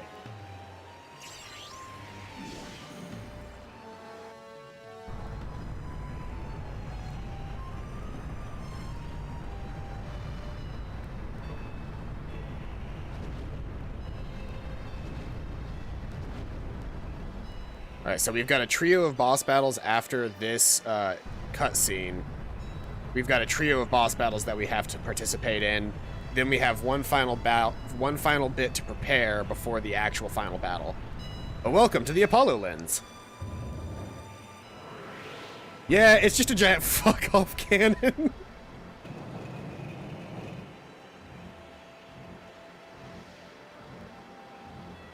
And obviously there's the spot for the key to go. Which the key being the Soul Blade, which, speaking of, first thing we really want to do is re-equip that Soul Blade, because 200 damage increase, making Matthew the strongest party member in the entire game. I just want you guys to look at that stat block. 639 attack damage. 900 health.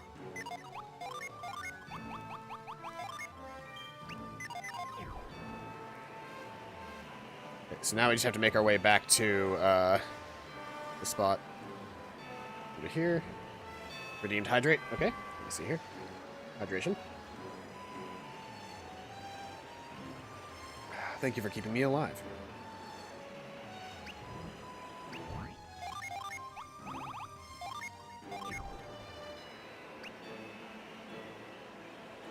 Stab.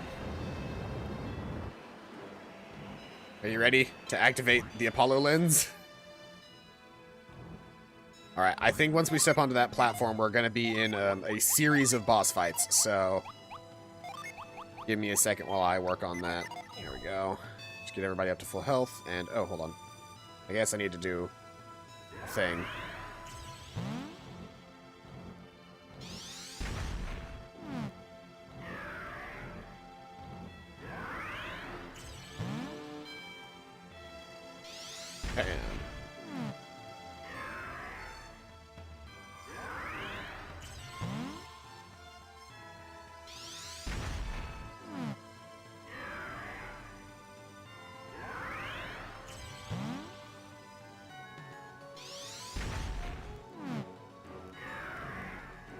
And a final pillar to slam in.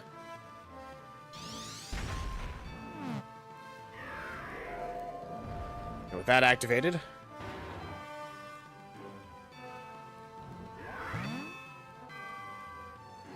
I think I have to be in the center to turn those things.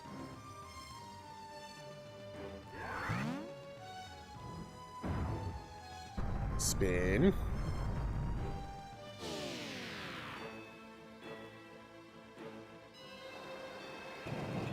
That turns. Ooh.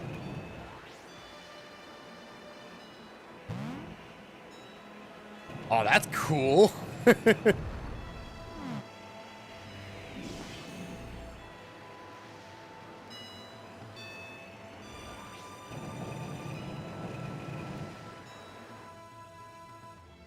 The next one, that's going to be the blue one. Yep. I was going to say, because the red one and straightforward is going to be the last one to go off.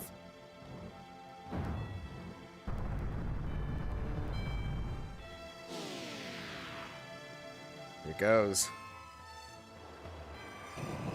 He moves to the left. Activates an Umbral grab. Spins that one around, and it activates.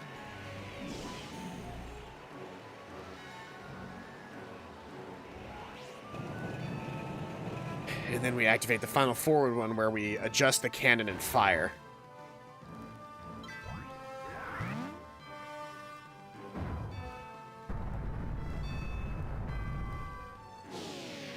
Adjust my posture here for this, because this is going to be good. I love my new house shoes. My old ones were falling apart, but these are great.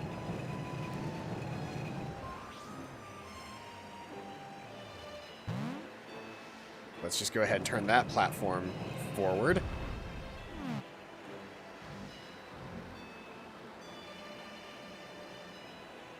Well, what do we do now? Is it going to fire on its own, or do I need to put the 3 treasures in somehow? We did the 3 treasures already. Yeah, this thing should just fucking fire now. Pretty badass, if you ask me, though. Come on, Apollo statue, do your job. What the fucking what? I was not prepared for that. Oh shit, does one of us get up on top of that thing now?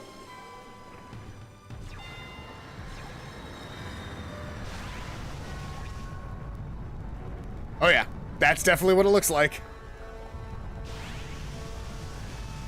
Or do we? I'm confused.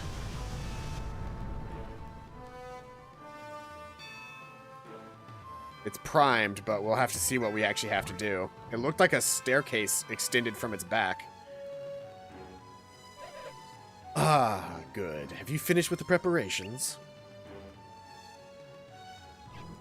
How? Motherfucker! Damn it, Matthew. You! What are you doing here? Arcanus. Here? This one has great power. What kind of name is Arcanus? You literally put the word anus in your name. Come on, man. Tyrell, son of Garrett. You seem displeased to see me. Only displeased to see you still breathing.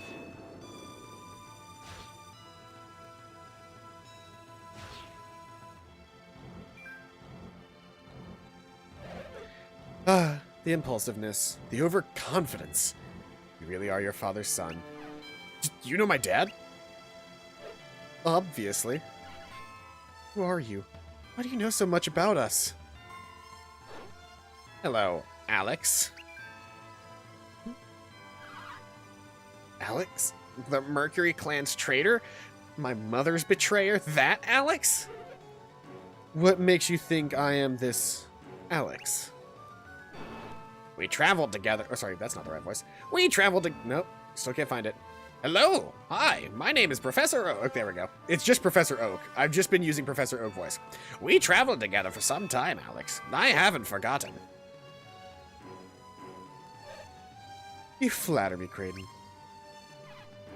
I'll flatten you.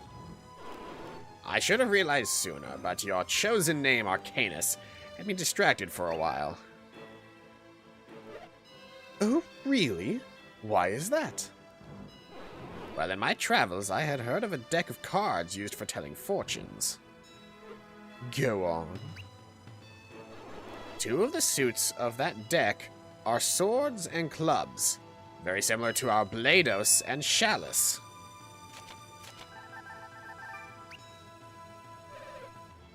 And how would that relate to my assumed name?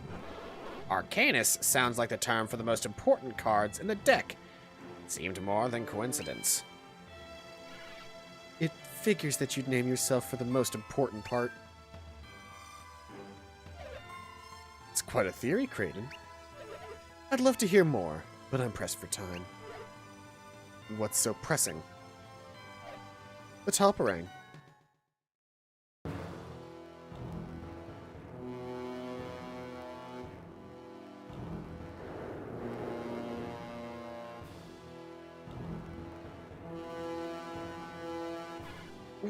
What do you mean? What is that? I've got a bad feeling about this. Look out, everyone. Oh! Who? It's them, all right. Are these dudes standing in the sunlight? You're talking to them, Arcanus? Why aren't you just killing them? That's actually not his name. Alex, was it? You were eavesdropping. How rude. You traveled with the old man? Does that make you one of the warriors of Vale? No! Alex was not one of the warriors of Vale. He was a power-mongering schemer. He'll probably betray you lot as well. I don't think he's ever honored a vow or promise. You can't really be Alex. Alex tried to use the Golden Sun to become an immortal. But he failed and was killed. Alex, Arcanus, who cares? Never liked you and your superior tone. Keep your temper in check, Blados.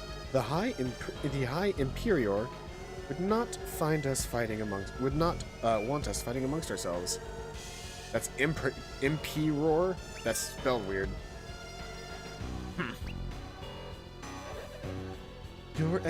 Your expression suggests that Imperial loyalty is not the first of your priorities. Funny, Alex, your expression says the same thing. Perhaps. Then it is finally time for us to unentangle our remaining webs of deception. What are you saying? We have our orders, Arcanus. We cannot deviate from them. Our orders are that Matthew should activate the Apollo lens.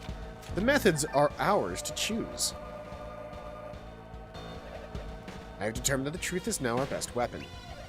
Matthew, you should know that the Talparang are scions of the Umbra clan, also called Dark Adepts. Dark Adepts? The fuck?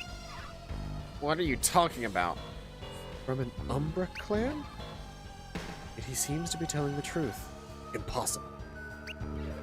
Another clan? Well, I never heard of them. The High Emperor sent me to make sure the Apollo lens was used according to his plan. So the High Emperor doubts our loyalty? Or you're setting us up? Naturally, we can't really trust each other, but I need to ask one question. Are those men who came down from the airship really Talparang soldiers? They seem to have strange power, unlike normal synergy, just like you two.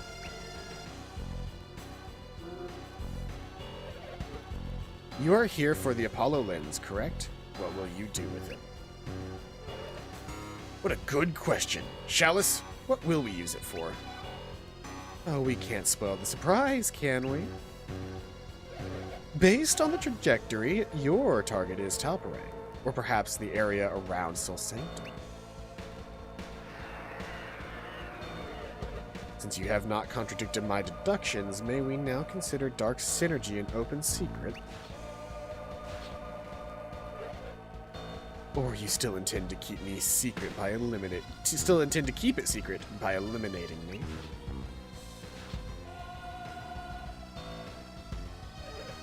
I knew you'd figure it out eventually.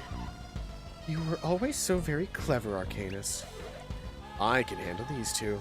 Go throw the switch for the Apollo lens. Dark Adepts. Ooh, spooky. I forgot about that part of this game.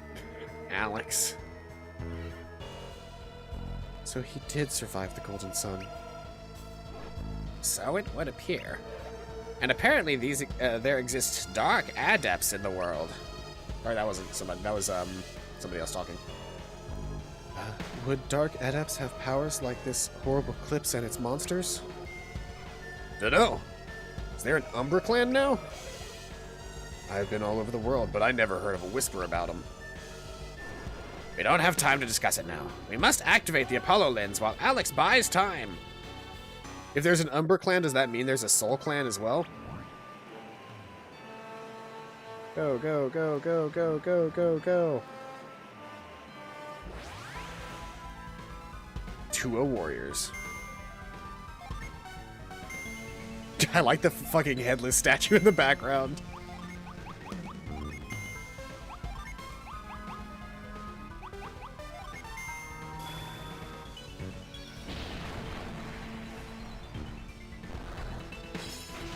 Purgatory. A new ability of the Soul Blade that I have.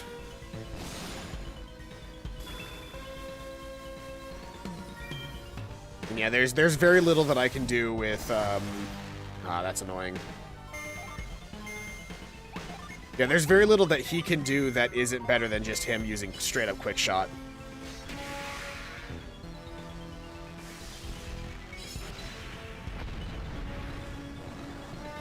Hey, that puts him to sleep. Cool.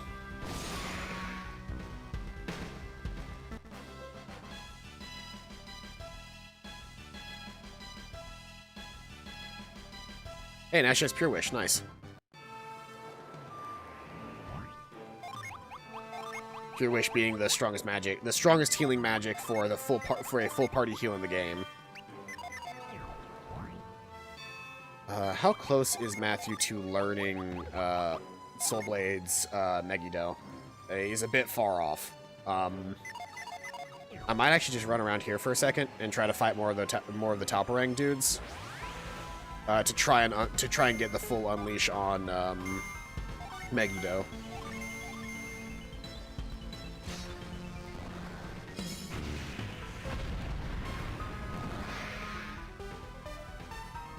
Because if I can get the Megiddo release, then we're golden. Motherfucker. Okay, good. I didn't actually get paralyzed. Cool. Say, motherfucker, I need him to not be the one that gets into that. 507 damage! Holy shit. The damage output on the Soul Blade is ridiculous.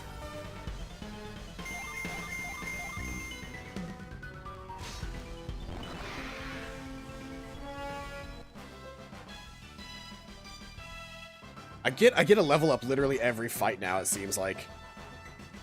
Am I really that under-leveled for this particular point in the game?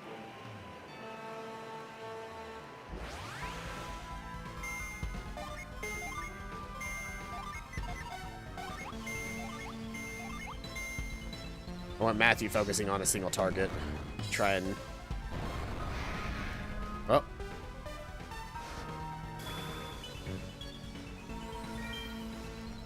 Using an herb on himself. Everybody else defend. Because I'm trying to unlock, There it is! Megiddo! Megiddo! 770 damage for unleashing Megiddo.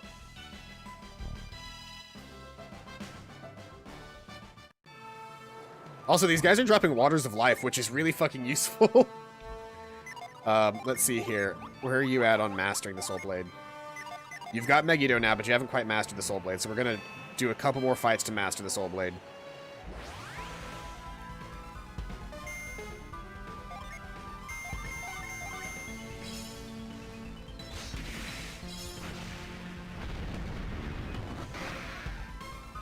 I believe Purgatory was a release for the Flame brand. Oh, he's finally got Emerald Blitz.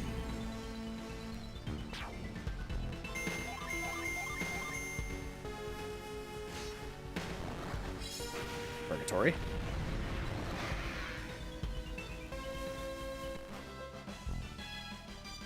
More level ups. I must have been behind. I guess I could do this. I could technically do this at these guys are giving so much experience. I could do this until we reach level 50. It doesn't seem like it'll take that long based on how often these guys are just going down to my abilities. Like, they're not even really getting a good chance to hurt me. And I'm getting a lot out of this. Yep, my back party members are leveling up too.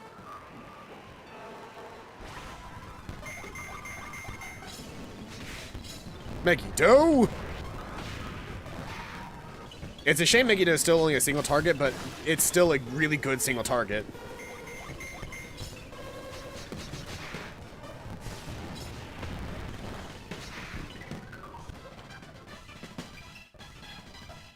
Magma Storm.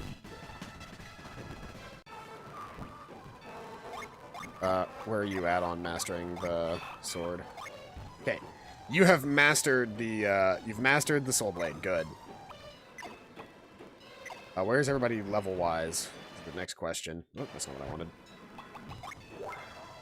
wanted. 48, 48, 48, and 47. So we're very close to getting everybody to 50 now.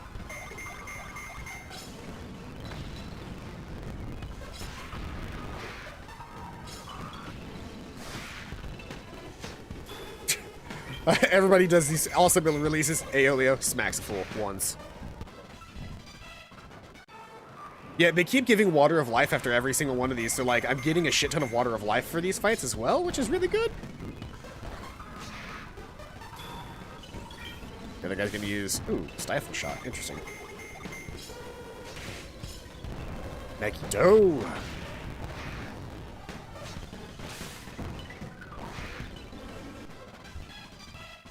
Level ups. Level ups.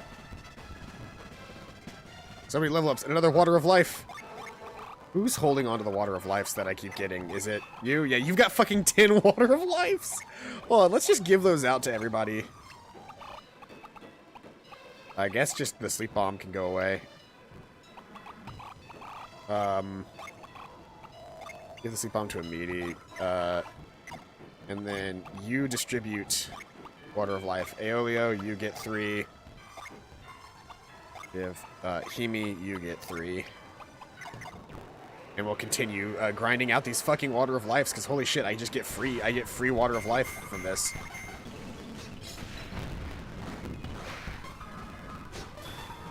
And like at most the guy that survives typically just uses an herb. It's like it's not even a big deal. This is like the most advantageous grinding in the entire game.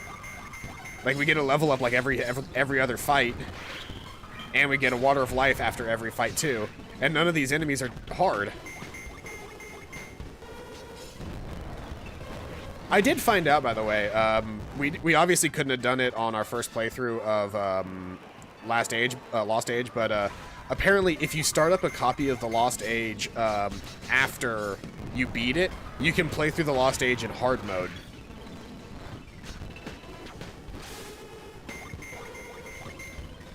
Which is really cool because the Lost Age in hard mode, it raises their HP by like a multitude. Oh, what level is everybody now?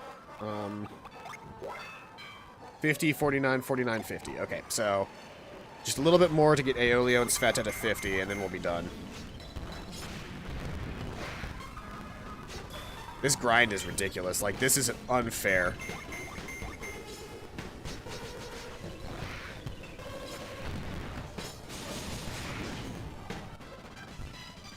There's a 50. There's a 50. Cool. Not to mention, like, they give a shit ton of money, too. Like, let's see here. I'm at, 162,000 gold. 95% complete. Paranoia donating some more points to CDI Zelda. We're at 47,610 total channel points invested into me having to play the Zelda CDI games. Nobody else can actually, like, benefit from this, because I think it would have to... I think it has to be equipped just by, yeah, Matthew. Nobody else can actually use the Gaia Blade. The Soul Blade also boosts Earth Power, correct? No, it's just key to many locks. But it's still... Megiddo as a release is still as good as it ever was, so that's fine.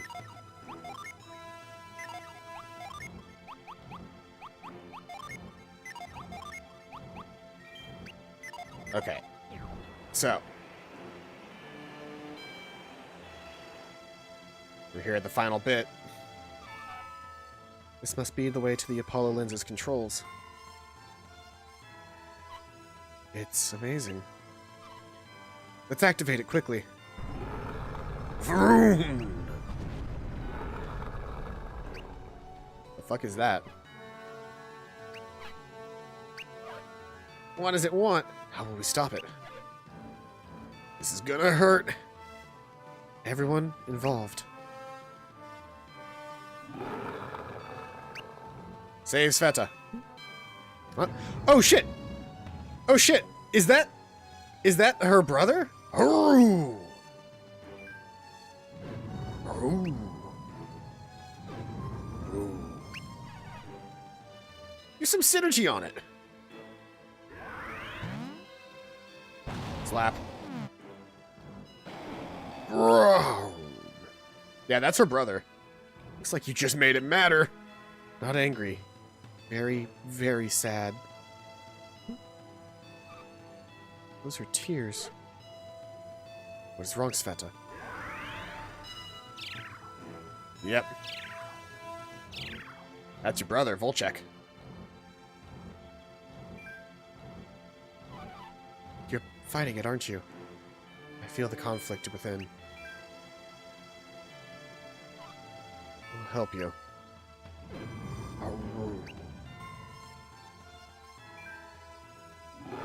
Oh! No! He's calmed down again.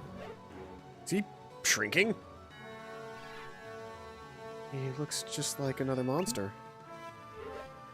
Still looks like a monster to me. No, its behavior's all wrong. A flood of dark energies. The moment we appeared, it was ready to attack. I think it's been in pain for some time. If Sveta hadn't spoken to it, the creature would certainly have attacked us. Why so calm now? And why can I hardly look at this creature without wanting to cry? Oh.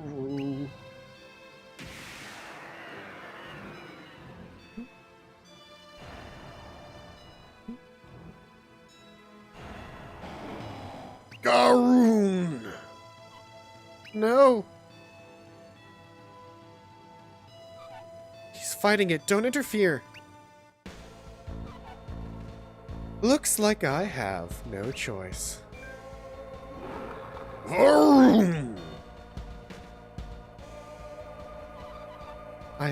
I hate to make it hurt more, but I need you just a bit more destructive. Time to repay all we've done for you. Not much fighting him. Maybe we should have stalled longer. We did everything we could, but he's just too strong-willed. Oh no! Ready? I guess it was a monster. There must be a way to calm it again. Don't give them time to think. Looks like our pet is ready to fight. We're here to stop the eclipse. If we have to fight, so be it. We'll take care of the eclipse when the time is right. As pleasant as this little chat has been, I'm afraid we can't let you live any longer. But we are genuinely grateful to you. We simply aren't equipped to start the other alchemy machines. And without the power they provide, the greatest weapon of the ancient world would not now be in our hands. This won't be like before, kids. All this dark energy is making us stronger than ever. Oh, and our little pet. I'm not gonna bother making that sound again. You must stop them, Matthew. If they get their hands on the Apollo lens, we're doomed!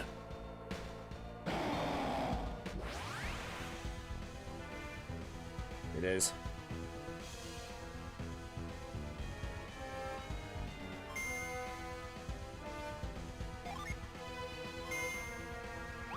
So the first thing you do is you morph into beast form. First thing you're going to do is you're going to cast Protector on everybody. First thing you're going to do... Let's see here. Nah, none of those are really what I want to use, so we're not going to bother with you doing anything particular. You're just going to attack. Ooh, nice, a Rising Dragon right off the bat. Just a single dragon, but a Rising Dragon's good. Morphed Beast form. Radiant Fire gets another hit on everybody, which is good. Protector to increase our defense.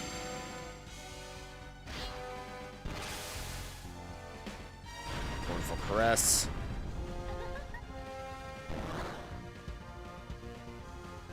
Yeah, that increase to our defense was useful. And now you can Rampage.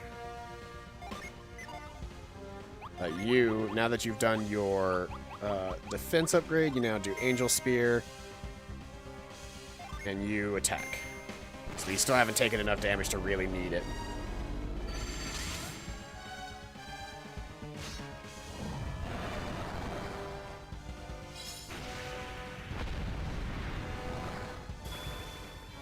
Spark Shuriken, that's annoying. Because whoever gets hit by that has a really high chance of getting frozen or paralyzed. Dark Blow. Oof. Right, so we should heal this turn with what's her name? Now that we've done all that, we can now start quick striking. And you will cast should you just cast regular Wish or Wish Well? Pure Wish. Sorry. The jump to Pure Wish is a lot, and honestly, the only person that's hurt is Matthew. So I could easily get Matthew's health back up to full with Pure Ply, which is 1,000 HP healed. So no matter how much he was missing, he's fine. Megiddo!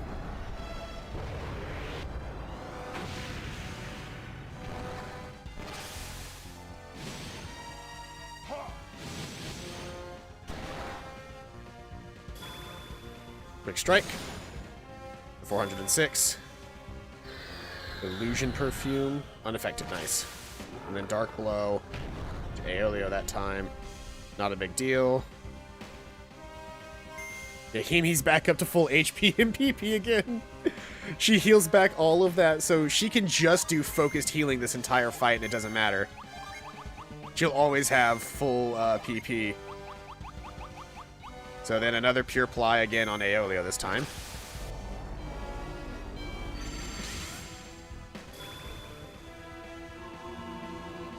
She's just so overpowered. She's like the best healer in the entire game. Okay, Chaos Hound is down now. Sveta returns to her original form.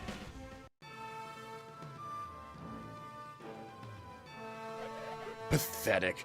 How do a bunch of children beat the elite of the Talparang Empire? Ooh. Leidos, I think it's time to fall back on our alternate plan. Let's call on the power of Dark Binding. Groom. Oh, what? It's in the...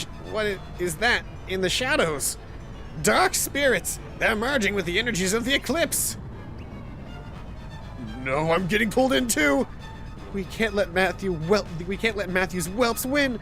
If we're absorbed, then so be it. Super boss. Not a super boss. This is just a regular boss. This is a dangerous enemy, Matthew. It will challenge you as never before. You sure you're ready? Yes. Then let the battle begin.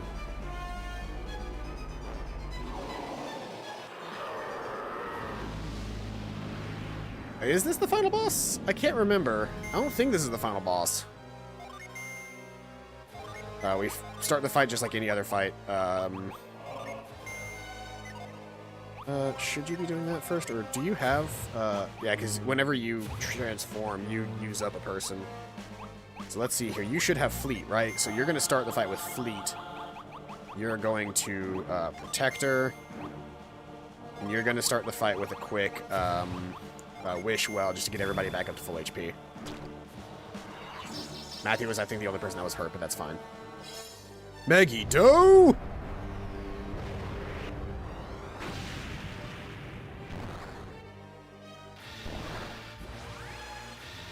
Fleet to get everybody's agility up. And Protector to get everybody's defense up. Psy Grenade. That's a little annoying, but not really that bad. Attack. Now you shift into beast form. And then you use Angel Spear. And nobody's really hurt enough for you to use a healing, so you're just going to attack. Radiant Fire. Angel Spear to get that sweet, sweet attack up. Beast form. Oh, shit. It's an insta-kill on Matthew, but that's not the end of the world, actually. Because even after all of this, I can still Pure Ply back up to full health. And... Oh, you didn't get any, but that's fine. Maul. I did hand out a shit ton of Water of Lives to everyone. And then we'll just Pure Wish to get everybody back up to full health.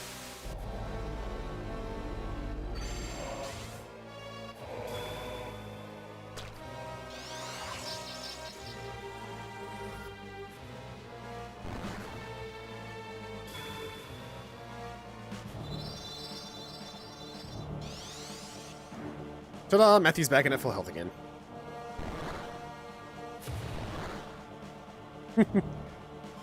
It's not a big deal in the slightest. Alright, so now that we've done that, you can now start quick striking, and you can attack. That's fine. Rising Dragon, nice. Double Dragon? Double Dragon, yes!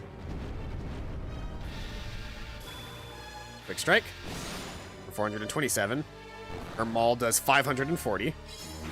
And Purgatory, Matthew's release only does 213. So, Matthew's releases are actually not as strong as quick striking right now, unless he uses Megiddo. Aeolio's Jin are drained. Ooh, that's less useful for me, because now he can't do Quick Blast. Right? Yeah, you're just back to being a Keel Haul. Yeah, you're just back to being a regular old dude now. You do still have Protect, which is nice. But literally all your Jin are drained, so I can't even summon them. You also lost a shit ton of health because of that. So we're gonna start with a quick Wish Well. Do I really use Wish Well? Yeah, I might as well.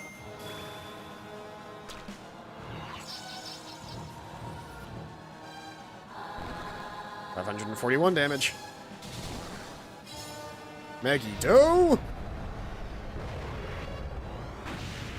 This is the problem with a reliance on a Retribution, Aeolio instant dead, Vicious Embrace, Mirror attacks.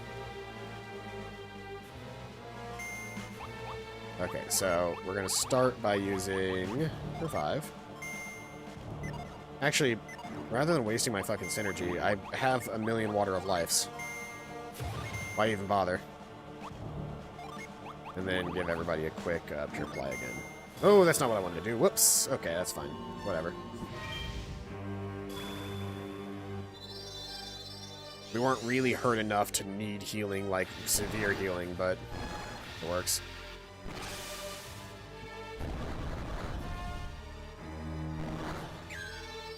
I was like, Aeolio needs his fucking Jin back is what he needs. Actually, Aeolio needs to swap out with Tyrell, I think. While his Jin recover. Because his Jin can recover in the background. In the meantime, Tyrell has more HP and defense.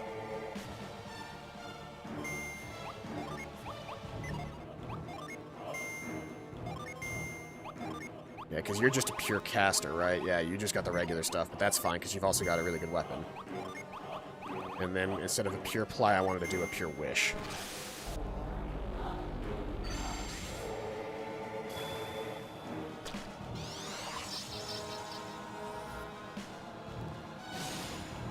For only 87. But he also hasn't, like, learned the weapon at all, so... Shadow Clash.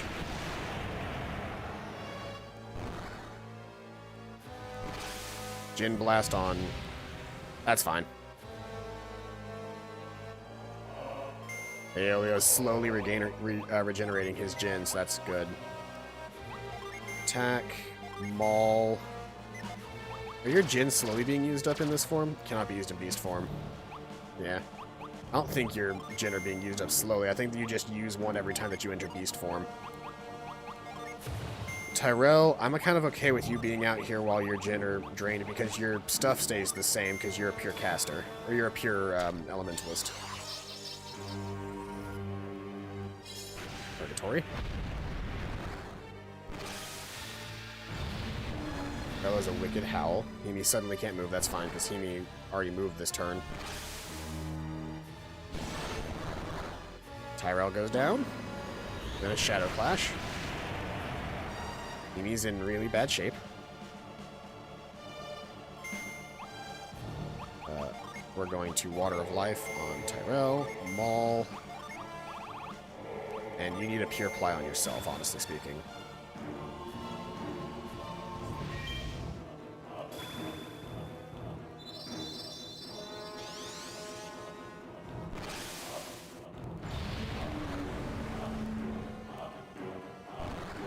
It's fine.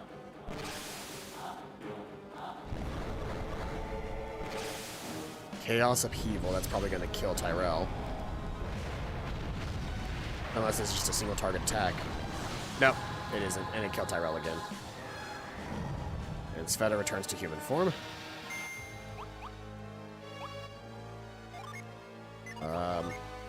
attack. No, not attack. You need to be using Water of Life on Tyrell.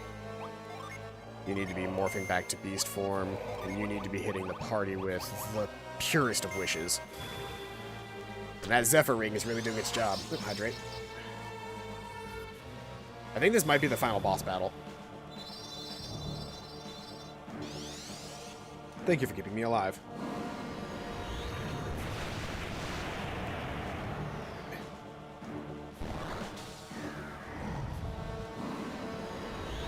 A second Shadow Clash, really? Wow.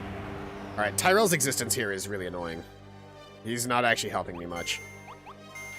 We're gonna switch you back out for... We're gonna switch you in for Karis. Karis is a secondary healer, so that helps. So I don't need to revive anybody this turn, so attack, attack. Shine Plasma, and... True Wish. Or, actually, no, not True Wish. Not Shine Plasma.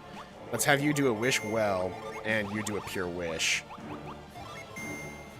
And that should keep the party fully alive for this fight. Because that should get us back up to full health if both of them use their magic at the same time. Almost for Hemi and Matthew's sake. Dark Soul Gasp. Karis has got haunted.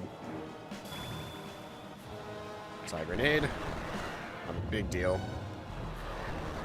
Sveta's now haunted as well. She reverted. Where are we at with Aeolio?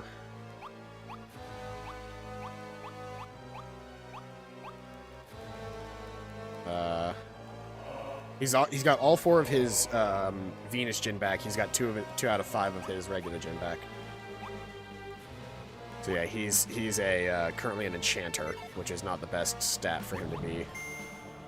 But he's not coming back quite just yet.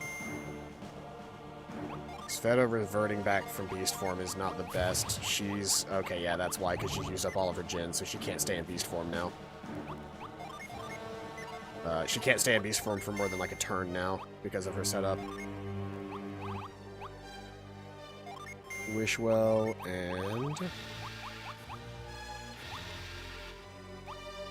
I actually can't heal Haunting right now, so...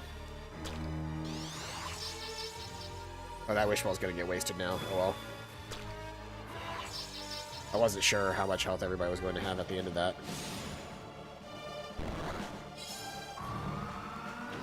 Shadow Cannon.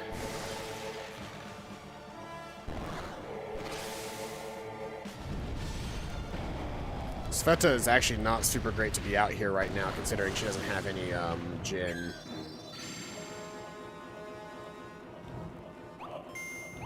Let's switch you out with Amidi for a bit.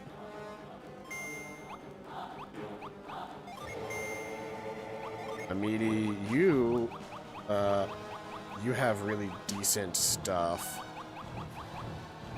But I think your best bet right now is just to attack. Karis, you just attack, and you will use your Wish again.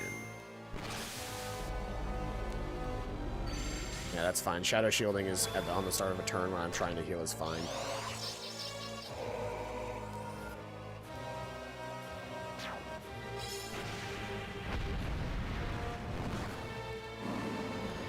Shadow Clash. We should be able to survive this, no problem. I mean, he does 38 damage. Oh, Hemi's down now. That's really not good. Is Aeolio up to snuff now? He's a disciple. He's not quite ready. We're gonna use another Water of Life on Hemi. Attack. And... do you have any...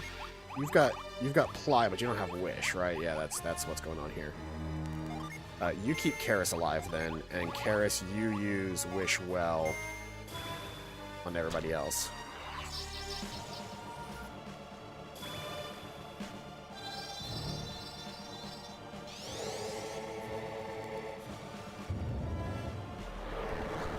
Keeny's now haunted, that's fine.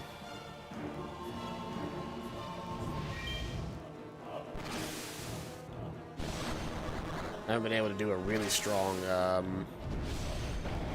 attack in a couple of turns. Damn it. Himi goes down again. Aeolio, are you back up to snuff? Can you come back out now? You're Ronin. Yes, awesome. Come on out. I need some stronger party members that can actually help me win this fight. Go ahead and I guess Pure Ply on yourself. I need to throw up Protector again. Because I feel like we're getting our ass handed to us because we don't have good defense right now.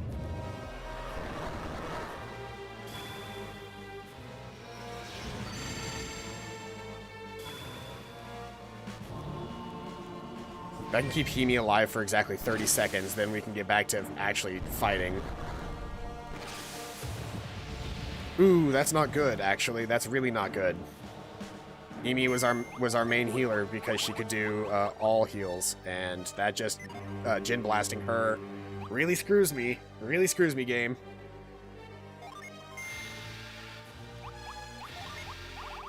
Alright, well, you're already out here, Amidi, so you keep him alive. I need to just start quick striking this asshole down. What do you have access to now? Roaring Dragon, Slaying Dragon, Raining Dragon. And then you have access to basic single target healing spells.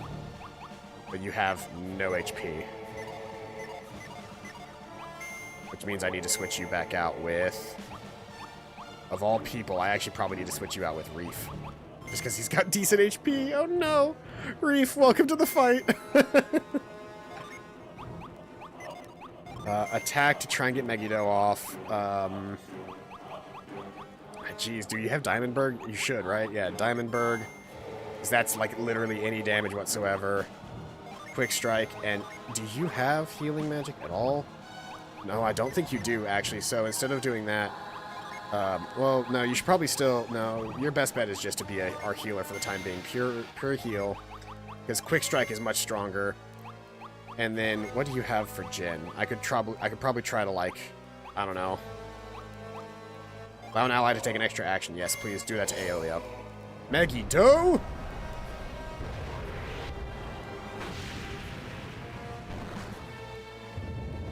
Arxel Gasp. Aeolio, survive, please. Yes.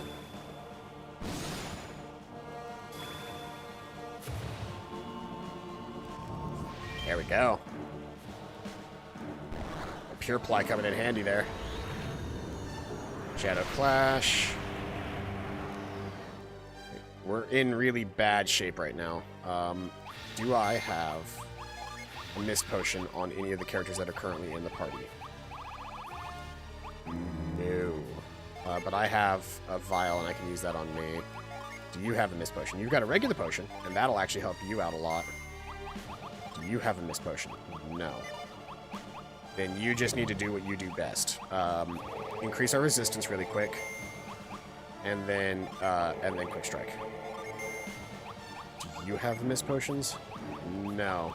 You've got Elixirs. That does not help me. You can help our resistance, though. Actually, yeah, hold on. Instead of doing that on you, instead of you increasing our resistance, you Quick Strike twice. And then you resist. Vial to keep myself alive. Also gasp. But come on, it's gonna be okay. Quick Strike. Another Quick Strike. Cast resists. Potion gets his health back up to full. Reef is dead. Chaos Upheaval. Almost kills Aeolio and Amidi. The Haunt almost kills him.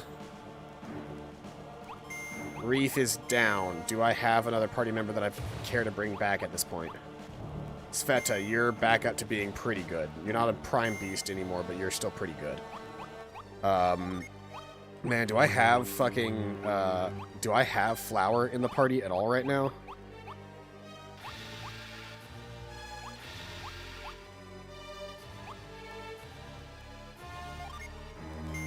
that work? Let's see here. Coral. Do have flower. Awesome. And can you go to beast form now? What do you have access to? You have access to almost everybody. Awesome. Yes, go to beast form.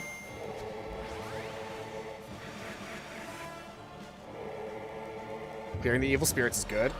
And Aeolio's dead. Coral will at least heal the other party members for a decent amount. Shadow Clash might kill a meaty. Did not, though. Good. Amy's getting her stuff back, so that's important. Buckle will help protect us. Do I have any summons? Now that I'm thinking about that. Boost party resistance? No, you're the only healer right now. Also, you don't need to be wasting your turn. You've got a Water of Life. Heal Aeolio. You need to try and do something with our party resistance. Seal Synergy. I don't think that you're using Synergy. Party resistance is better than nothing, and then you can't use Jin in your current form, so you just need to attack. We need to be putting damage on this fool that we just haven't been able to do because party members keep going down.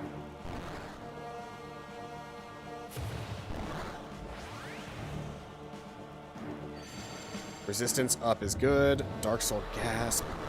Okay, that's not great. Amini's dead.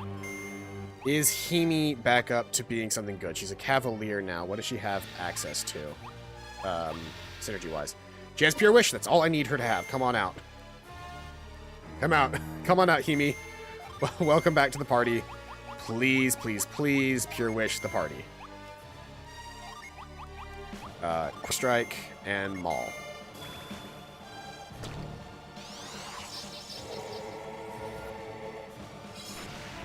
We're almost back to where we need to be. Fighting-wise, at least.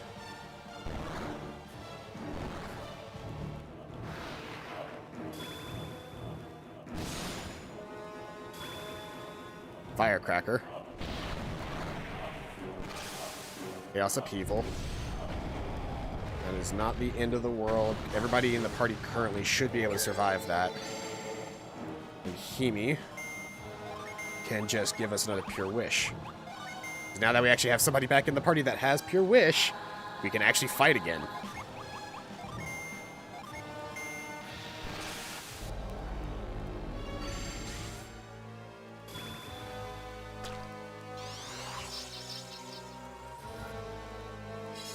Megiddo. It's good to see.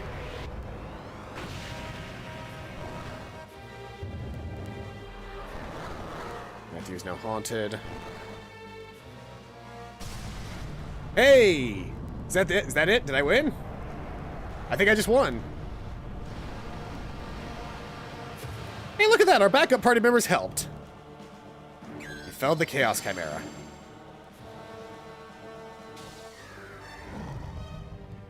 Yep, she returned from beast form. So yeah.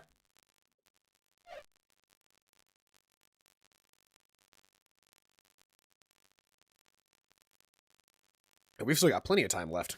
Looks like we lose. The darkness will fade. Oh. Excellent work, everyone. You've done your parents one better.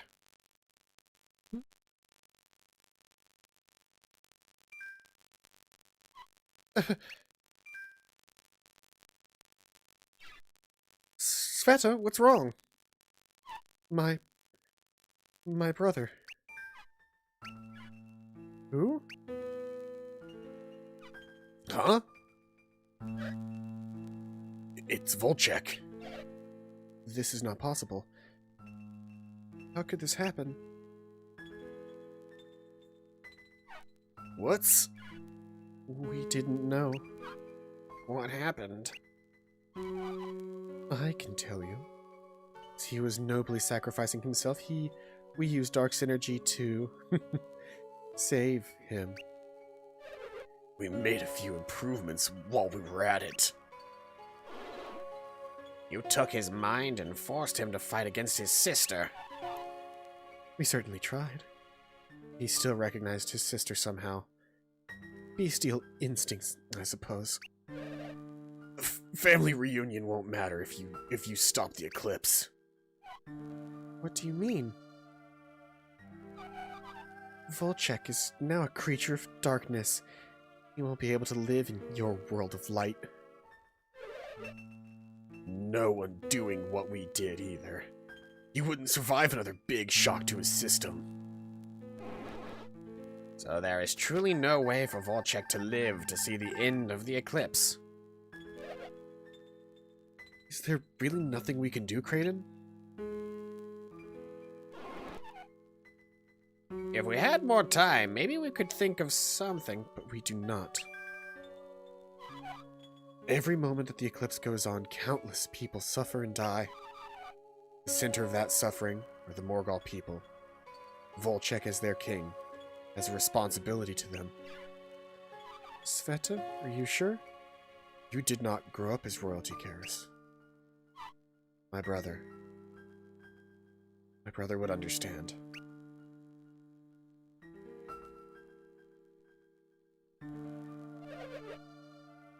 Sveta, if I were Volchek, I would be grateful to you for your courage.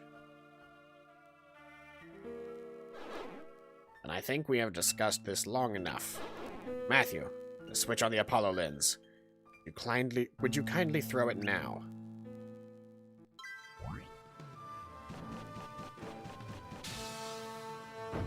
I can't be the one to do it. There's too much light up there. Don't succumb to the power of the light.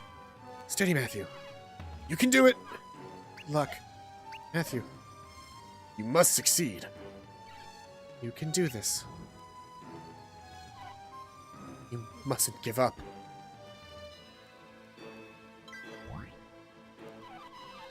I had thought he was dead, only to find he'd become a monster. Now he dies again. Come on, Matthew.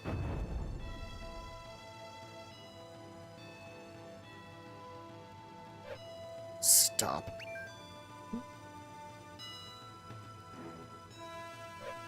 Matthew, you cannot do this. I guess this is what we've come all the way to do. Turn on the Apollo lens and end the eclipse. I just wonder, if we do throw the switch, what will happen to Sveta's brother?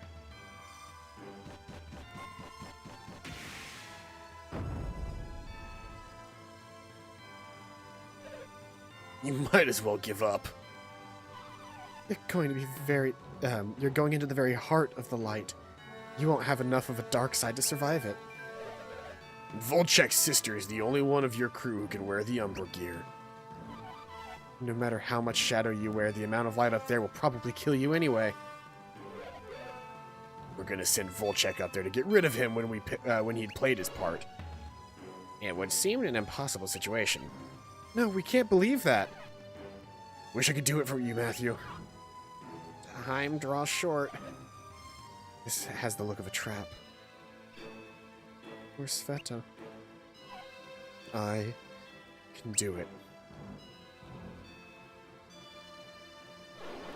Sveta has already been exposed to too much light. Any more will surely... Ooh! Matthew, please help me. We'll need to borrow your strength to reach the Apollo lens. Will you help her? Yes.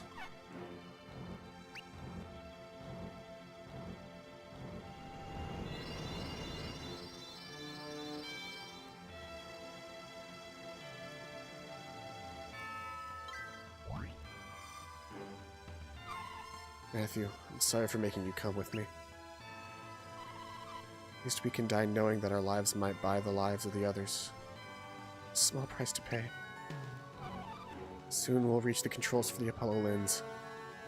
This will all be over. Alright, let's go. Varu!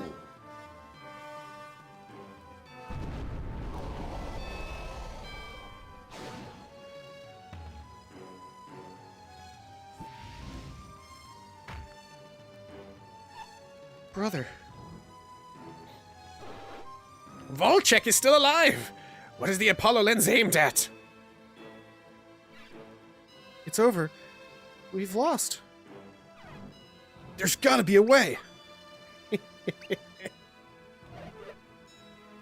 How pleased you must be. Your plan is proceeding. No. Looks like seeing his sister in danger snapped Volchek out of it. I do believe he's about to give his life for his sister and his people. Volchek!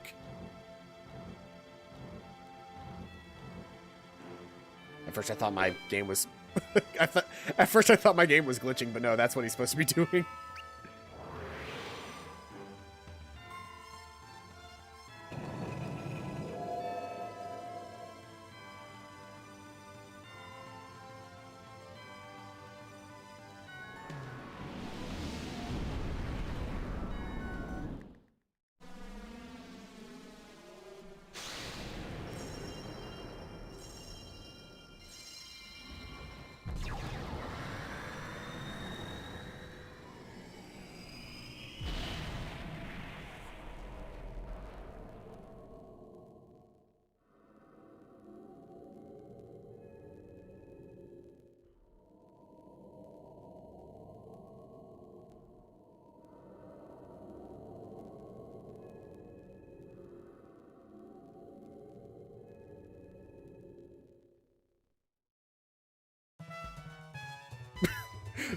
That's a cut.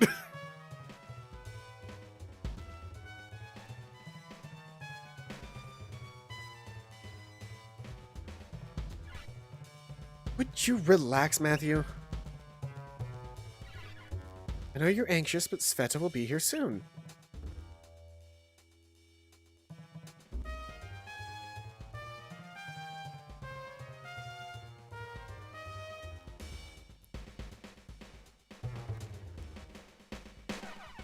Well, she's late. It's not like Sveta to forget her friends.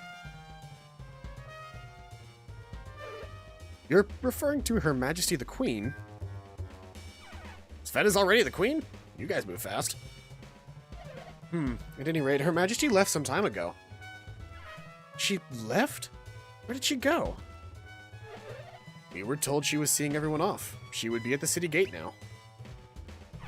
But she promised to meet us at the castle gate.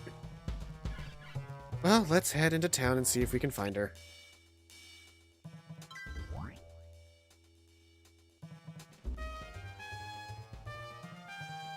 Look, they all turned golden.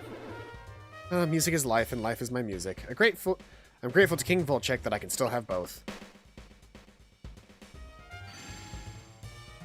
Do all of them have, like, a golden complexion now? Yeah, they all do. Like, all the beasts originally had, like, darker complexions, and now they all have, like, golden complexions. First off, all my fucking gen resetting. Yeah, all the beastmen now have, like, a yellow-blonde complexion.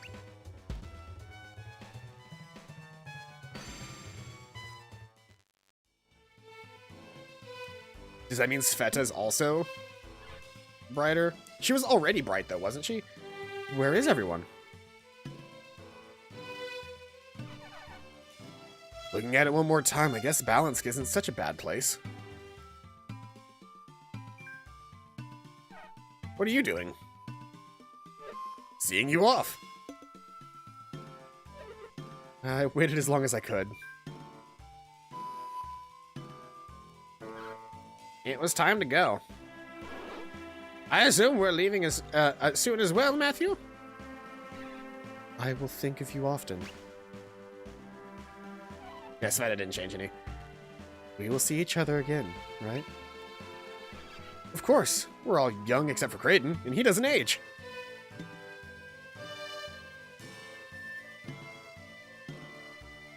Why did Reef blush? Yep, they're blonde now. Thanks for all you've done for us, Matthew.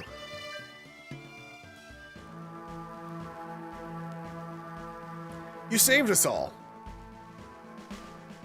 You're leaving?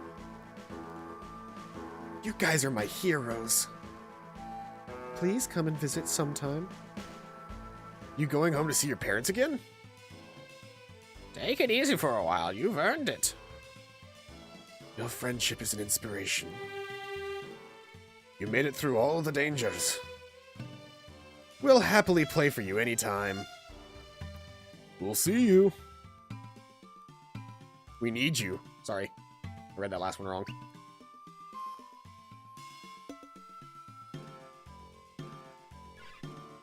Where did they come from? I'm all over Morgul. They wanted to see you off and give you their thanks. Everyone owes you their gratitude. How can we thank you enough? Don't go. Stay with us. Tell us about all your adventures. You can't go away. Don't forget the people of Balansk. You won't be able to hear us play. Would you like Morgul? Stay in Balansk, please. This is how they all feel? It's nice to be liked, huh? But it's probably... Oh, this is Tyrell talking. But it's nice to be liked, huh? But it's probably time to get the rock feather home. Had enough gratitude? Guess I head home too, after I drop Himi off at Yamada. Thank you. My countrymen no doubt await my return. I will leave shortly. And what shall we do? Whatever you think is best. From now on, you will learn not from me, but from the world. There's always new mysteries to solve. The longer we stand here, the harder it is to leave. Let's go home.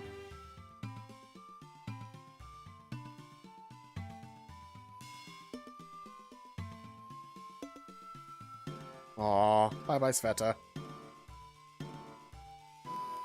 There are a lot of people that ship Matthew and Sveta.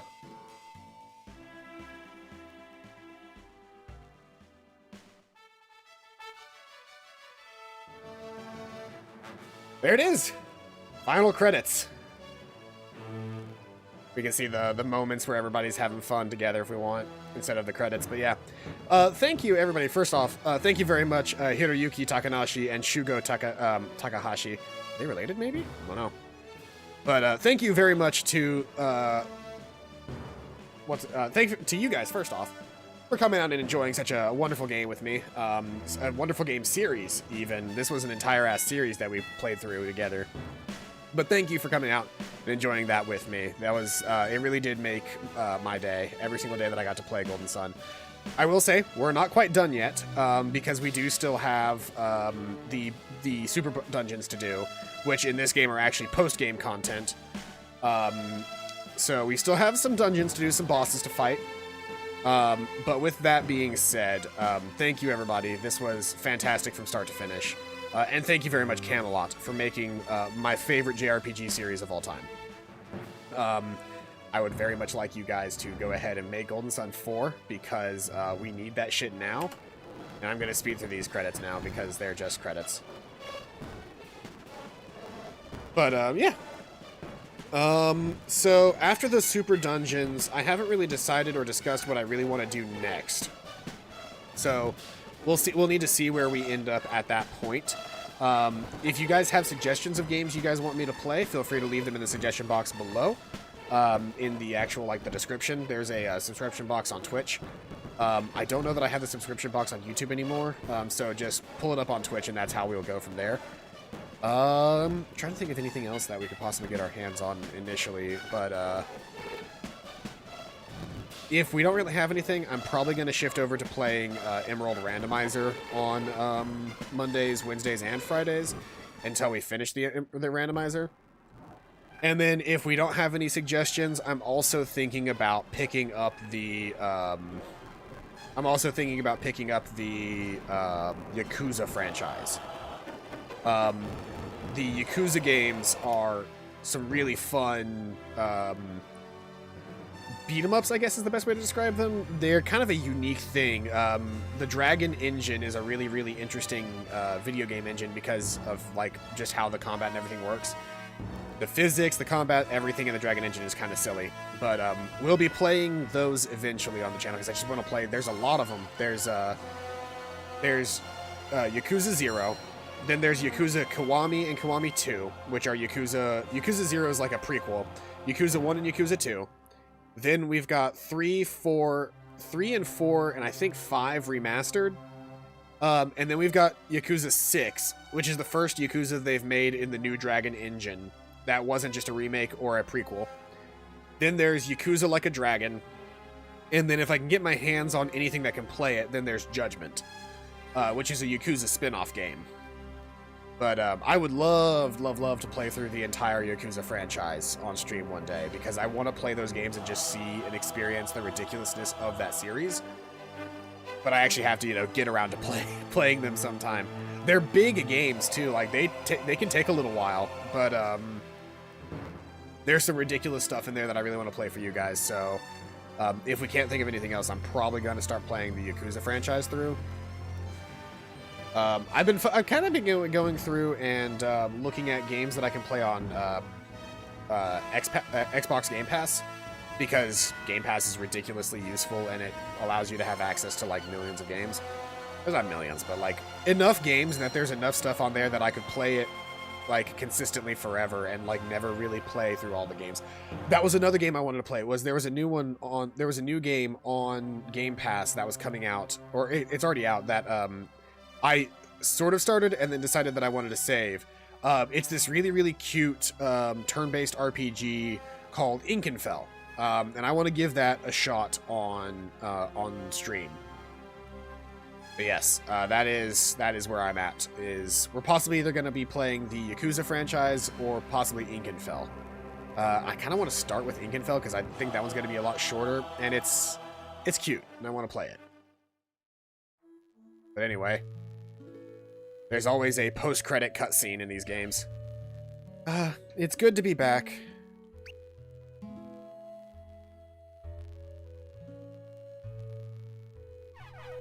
Nice to see the good old cabin again, eh, Matthew? What's wrong, Matthew? Aren't you happy to be home? What, Matthew? Look over there! Wow.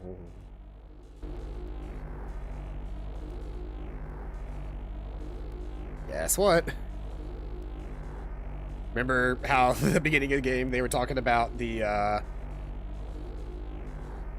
what was it called? The end ... question mark? Except they haven't made a new game in 10 years. Fuck off, Camelot. I love you for making the Golden Sun franchise, but I hate you for abandoning the Golden Sun franchise. So we can make a new save slot here, which puts me at level 50 Slayer. Nice. Congratulations, you have reached the ending of Golden Sun Dark Dawn. When you load this file, you'll be in Tonfon, at a point just before your final battle at the Apollo Lens. You can now sail the Eclipsed world, searching for the remaining secrets. Which we will do now.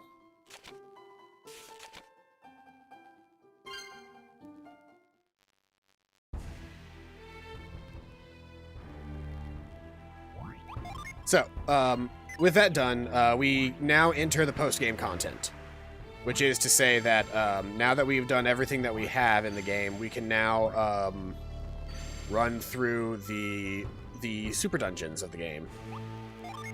So first off, let's sell some stuff. Vials, as nice as they are, they really don't heal me enough for what I need. Dryad Lizard, I'm not really dealing with Delude and Sleep anymore, but we should probably go ahead and get rid of them. Weasel's Claws are out.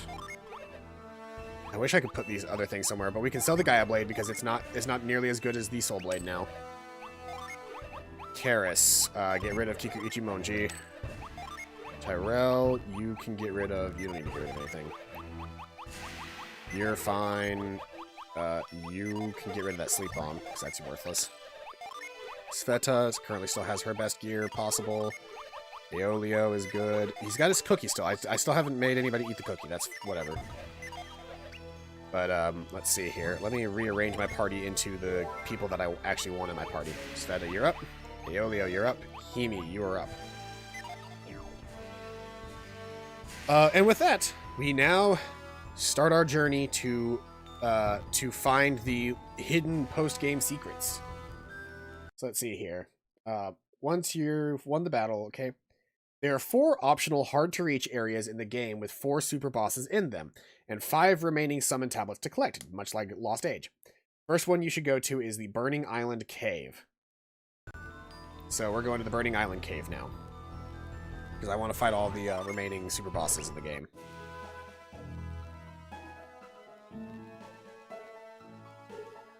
And we're going to be when we get there, we'll be fighting against the Ogre Titans, a series of 5 differently colored, increasingly large, strong, and sturdy physical enemies that are fought 2 at a time. Your party should be tough from level grinding in order. Your party should be tough from level grinding in order to weather their assaults. The reward for winning that is the Daedalus summon, which is the really, really, really, really overpowered summon from the previous game.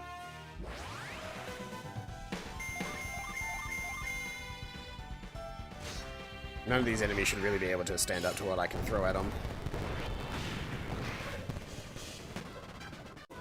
Yeah, we've got a little extra time, so we are going to do the 4 super bosses. Maybe not all of them today, but we are going to at least try to start them soon.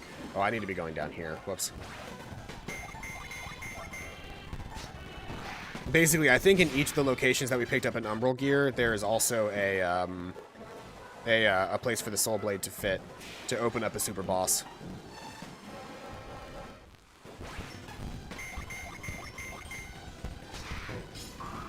Yeah, none of these enemies are going to be strong enough for me to really matter, so let's go ahead and... Who has a Void? Do you have a Void? You do. Cool. That'll be good for us to just use while we're out and about.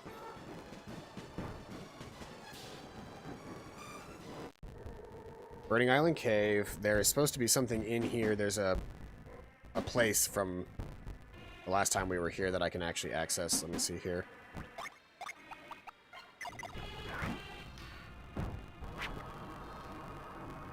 Yeah, see that door right there? We got to get in there.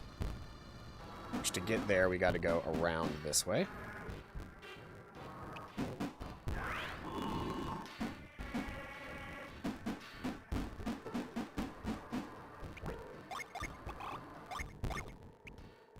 Stab.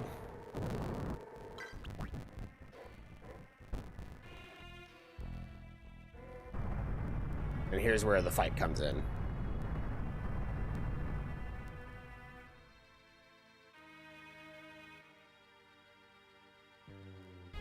The Guardian of Fire. If you want more power, show me what you have.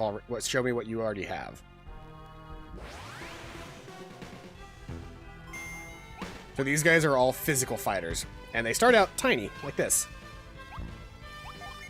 And so we basically just need to be beating them down. I'm not going to bother morphing Svetic quite just yet, but I will start with a Protector, and I don't want you to use any Jin. The Rising Dragon, nice.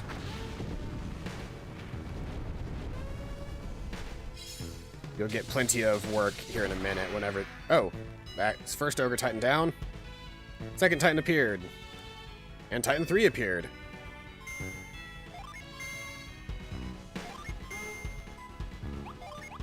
Protection is up, so next up is Angel Spear. Combat Dance. Maggie Doe.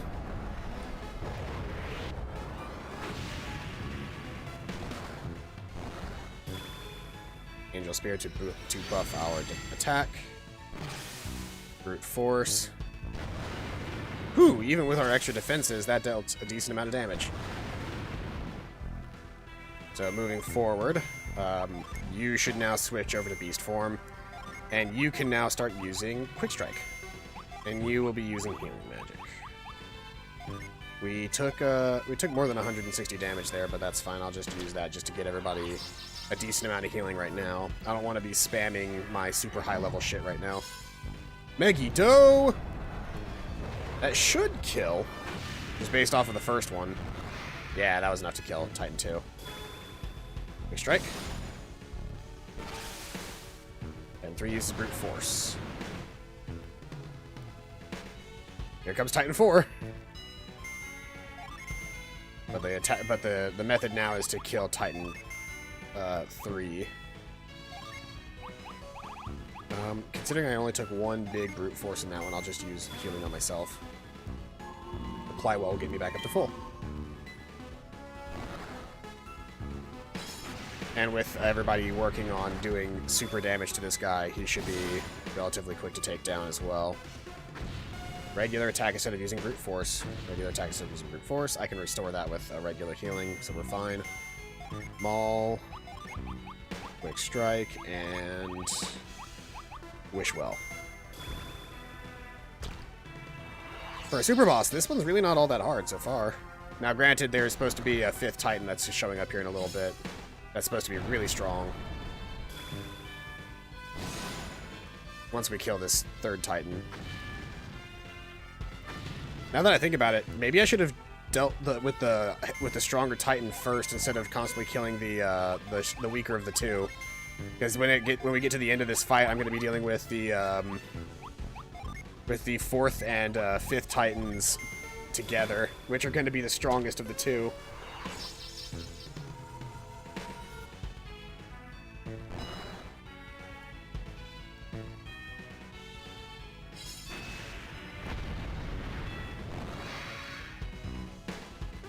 There goes Titan 3.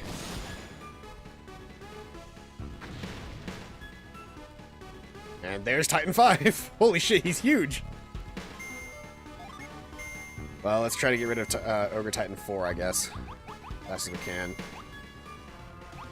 Nobody really got hurt enough for me to want to waste my synergy on healing.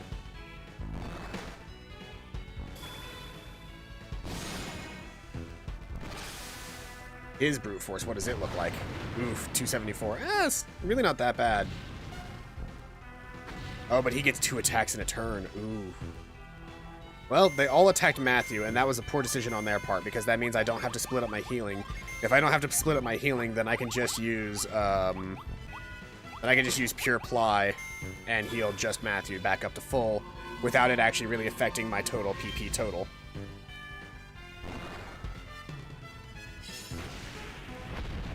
All things considered, I've been able to weather this pretty easily. Massive swing. Oh, that's going to hit all of us, isn't it? Yep. But not for a lot. And then what is your second attack? Another massive swing. Okay. Sounds like I need to use a Pure Wish. Okay, all of our attacks are returning to normal. Can I fix that, actually? Or do I... What do I do? I don't have anything that increases. I can boost our party defense. IV, turn all enemies to stone. Pewter, attack with molten metal through defenses. Restore allies, boost party defense with a protective shell. I will do that this turn. Maul, and then you can use your turn to then just use Angel Spear, and you can use your turn to Pure Wish.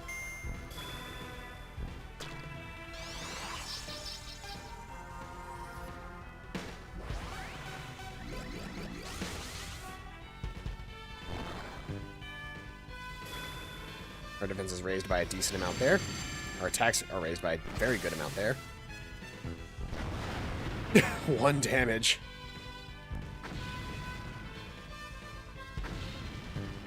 How did that only deal 1 damage to Sveta? Is it because of her beast form? Surely that can't be right. But now that we've done that, I don't actually have to waste a turn on anything, and I don't even have to waste a turn on healing. I can just attack. Megiddo!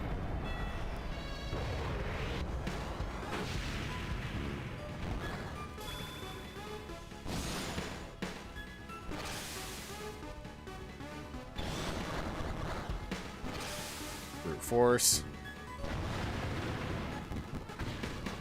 We've pretty much got this fight in the bag at this point. It's just a matter of time.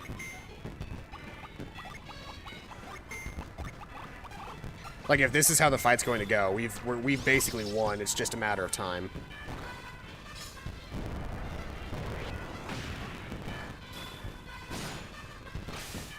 Especially once Titan 4 is gone.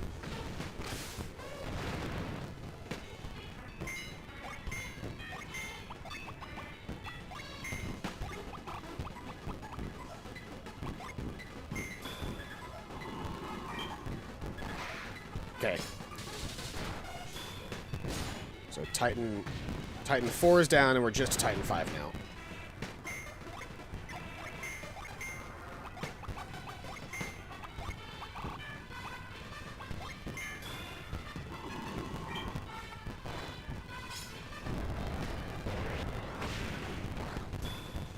This is just going to take a while, purely because he's got a lot of HP at this point.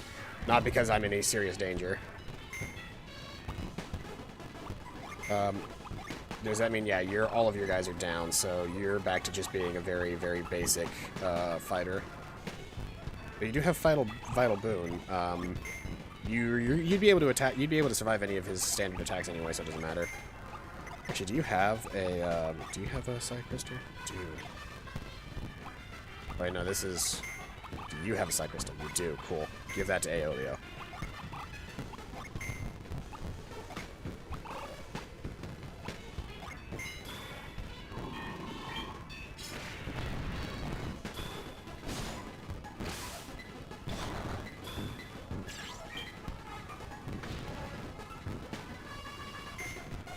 Yeah, her final damage output, given how Beast Form works, is still better than using summons. Everybody's a little hurt. We'll use that.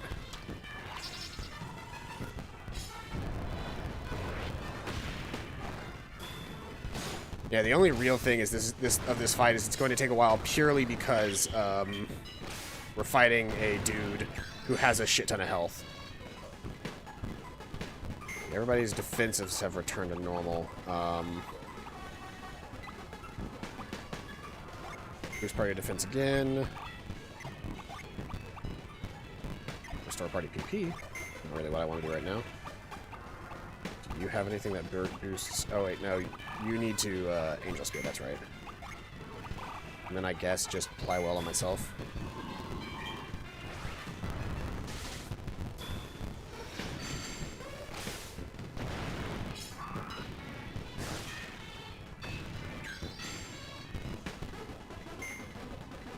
Attack. You're going to go ahead and summon Ramses just so that I can get Brick and Magnet back. And then, I guess, just a Wishwell. Get me and Aolio some health back.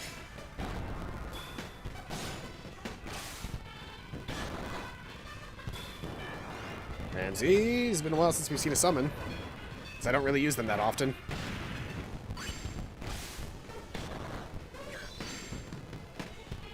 That is in a little bit of danger, but not really. Because I can just do this, and that'll heal her back up to full. Maggie Doe. Yeah, this fight is actually incredibly sustainable.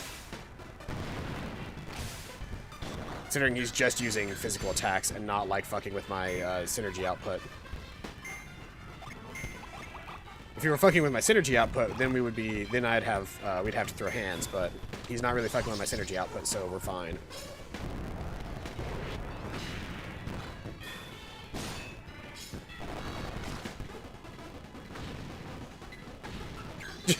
Just hit Aolio twice, I see. Well, then we can buckle really quick. And, how are you looking? Close to being able to beast form for a full long while. And then I guess you just need to ply well on Aolio.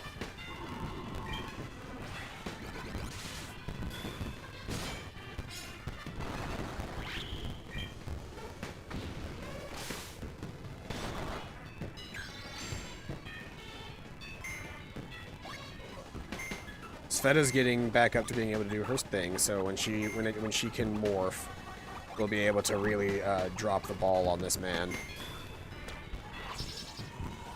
Himi's synergy regeneration is so fucking good. Like, I wish I could get that synergy regeneration on Aolio, because if I could, he would just always have full max synergy. She recovers 10 every turn. And Aolio's attack only takes 12, so he would lose 12 every turn. What is yours? Okay, that's close enough. Beast form, please.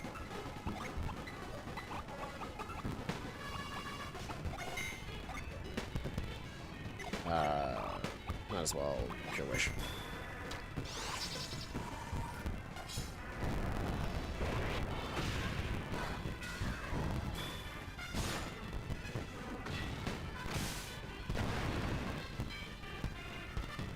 Everybody's attacks have returned to normal. Our defenses should still be fine. But I want you to go ahead and Angel Spear. And actually, you can attack, because nobody's really hurt enough to really need the healing.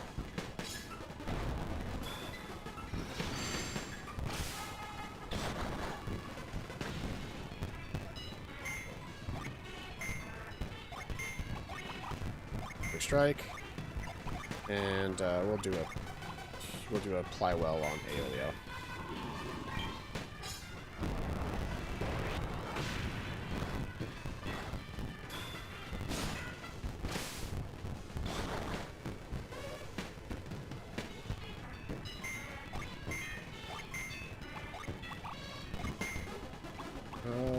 Nobody's really hurt.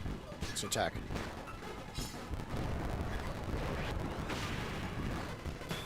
See, for every turn that somebody isn't hurt at there, and that's the end of the fight. See, look at that. Not even a big deal. I was able to maintain the entire fight just using the front party.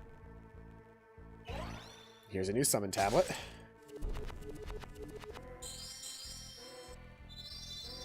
So the next one is Otka Island.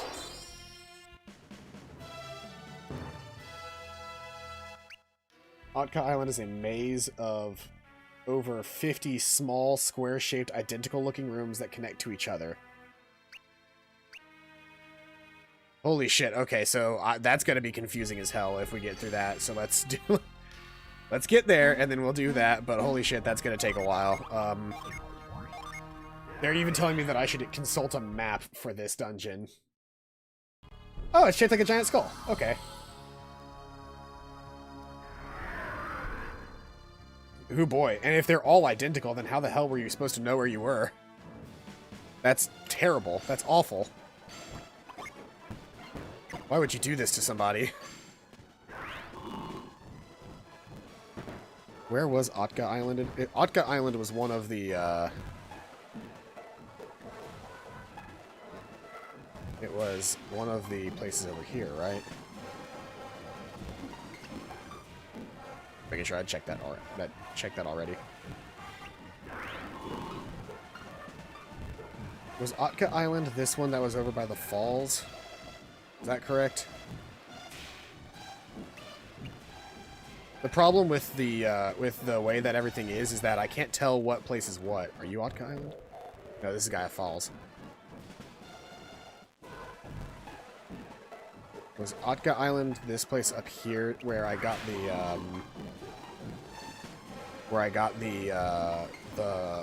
eye from?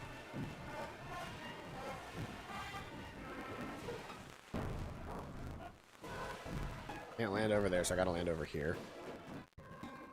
No, Haroon Village. No, this isn't it. There's an island that actually is just labeled Otka Island. That is a hand. You can't tell me that's not a hand. Alright, hold on. I'm gonna have to look up which one of these fuckers is Otka Island.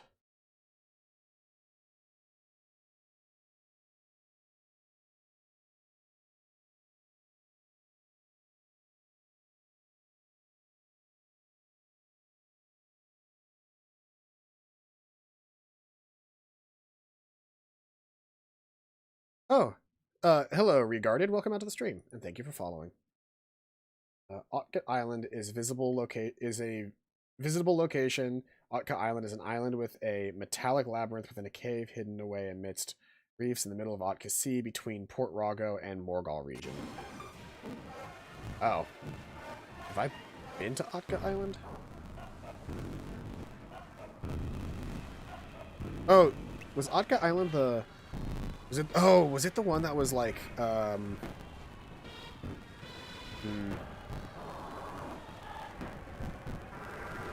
First off, why can't I go... Oh, is that's Port Rago right there. I can't go to port at Port Rago. I need to go...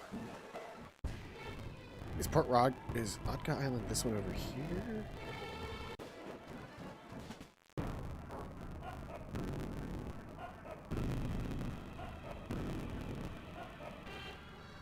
Are you Otka Island? No, this is Lonely Island. Fuck, I don't know where the Otka Island is.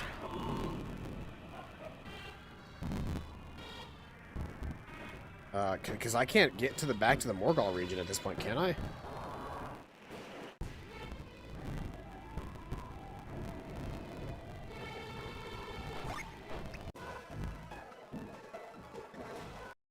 Um...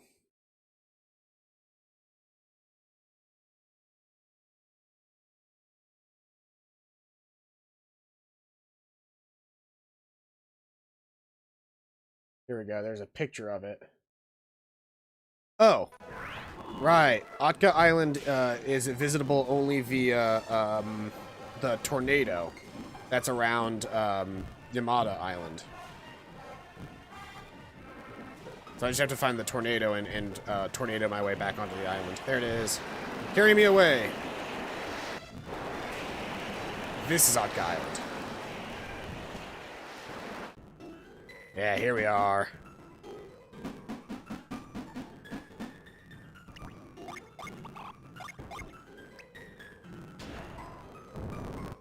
Alright, so, the secret here is, let me see here, let me pull up a map. So there's a couple of things that I need to get my hands on as we go through all of this. Okay, so forward first, and there's a mithril in here, apparently.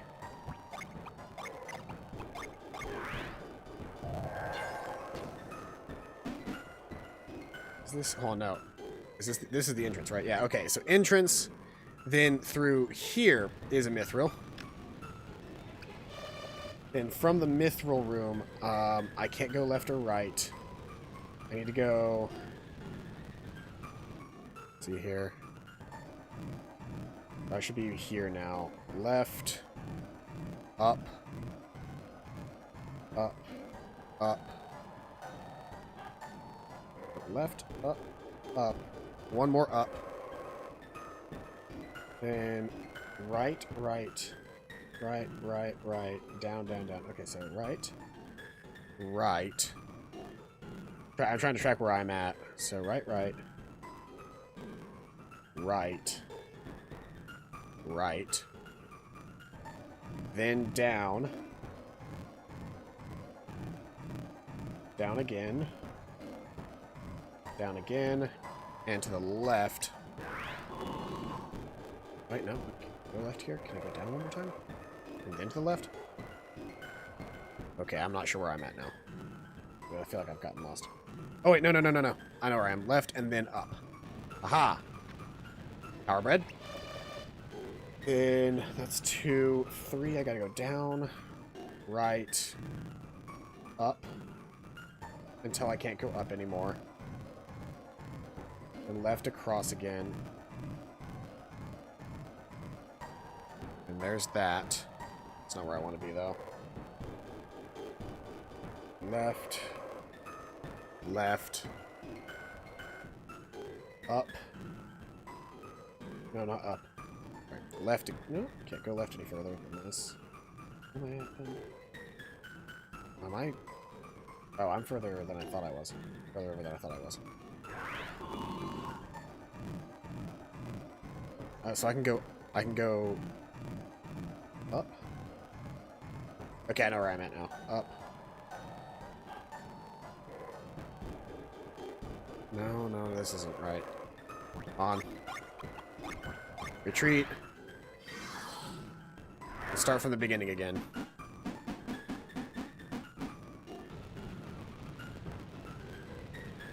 So, from the entrance room, I can only go up. Then in this room, I want to go left. Then up 1, 2, 3, until I can't go up anymore. I'm in that room now. And I'm going to go left. Up. Up. Left. No. Yes. This, if only you guys could see what I'm looking at. Hold on. Can I make this possible for you guys to tell what I'm looking at?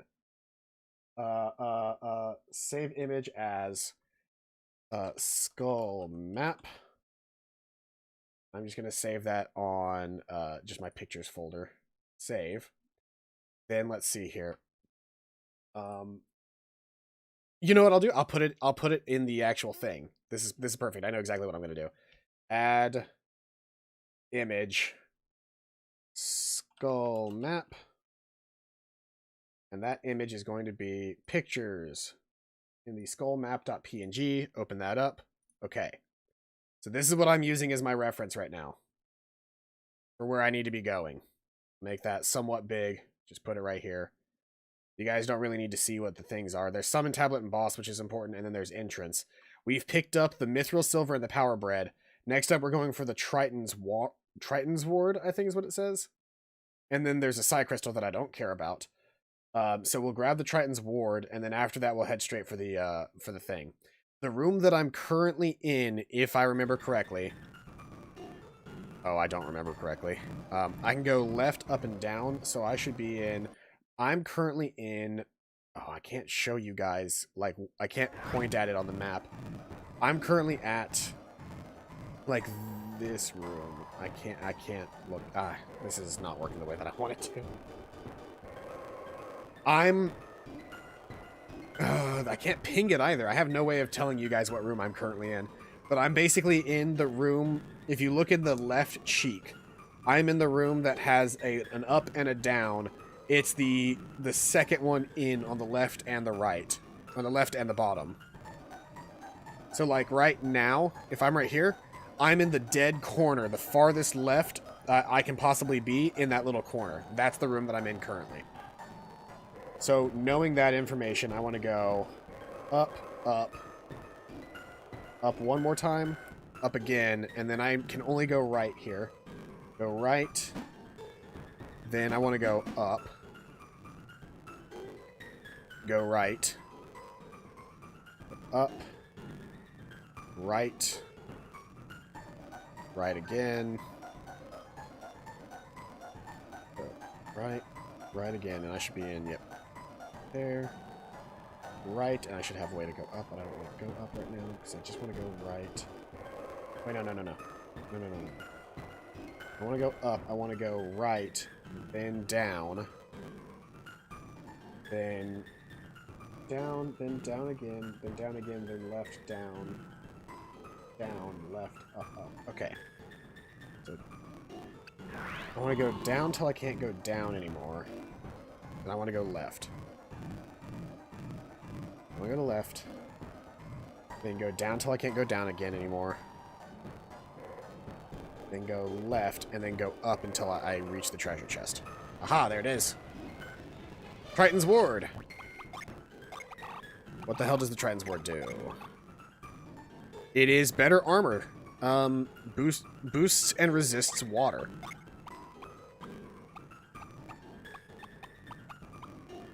As far as the main party goes, that is beneficial to Sveta. Now that she doesn't actually have to wear the Umbral Gear, she can wear that, and that's better for her. Okay, so let's get back on track. Down, down, over, up, up, up. We want to go up until we can't go up anymore. Currently done, and then we want to go right, and then we go up until we can't go up anymore. Okay. Then we go right, up, right, right, down, right, up, right, down, down again. So, no, I get stuck if I keep going this way. So let's go right, down, right, down, down, down. I'm gonna go down till I can't go down anymore. Is that what it is? Okay. I should be in the bottom right corner of the cheek now. That way, when I want to go, use that again. Up, left, left, left, up, up, and this should be the tablet room. Yep, got it. Got him. Alright, so what should I be facing boss-wise here? IRL word ban.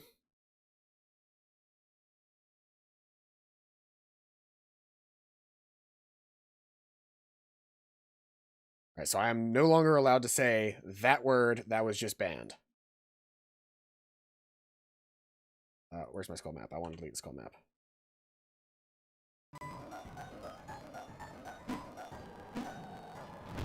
Trying so hard to make me not use that word.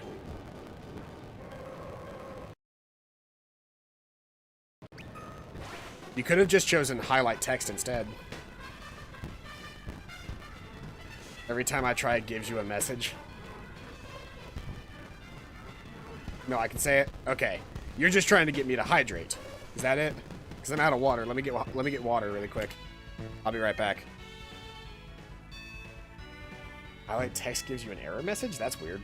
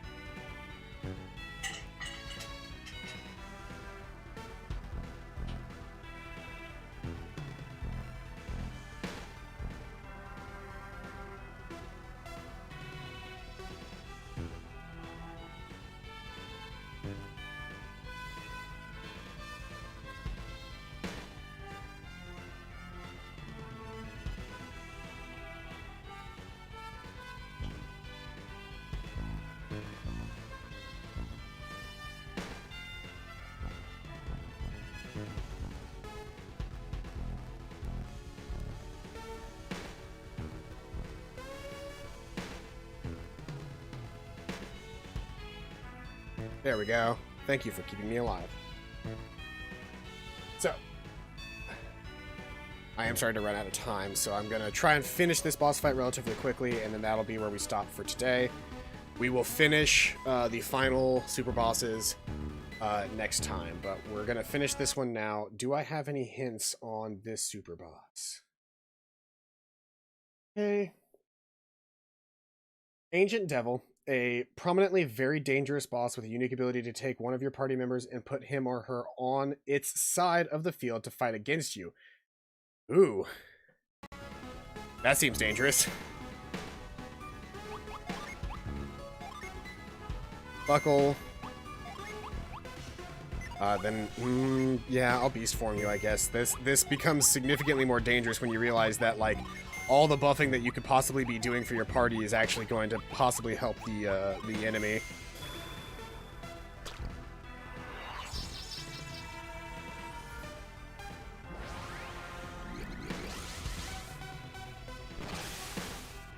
Demon sign.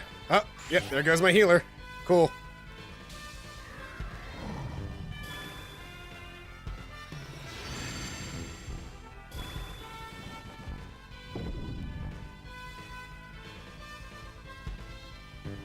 A meaty? Well, first off, do I really want a meaty here, or do I want somebody else? Like, possibly Tyrell. Yeah, I kind of want Tyrell here instead of a meaty. Tyrell actually has some good attack damage here. We don't want to kill Himi, but simultaneously, this motherfucker is dangerous because he just full-on co-opted one of my party members. Oh, that's bad. That does a lot of damage.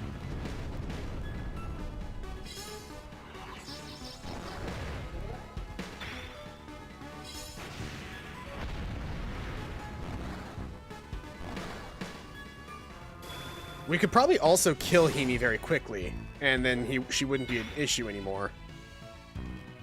I didn't think about it from that direction, but if we kill Himi really quickly, then she can't be an issue to us. As much as I would love for Himi to not die here, yeah, she's gonna keep doing, like, ridiculous amounts of healing on him if he's still alive.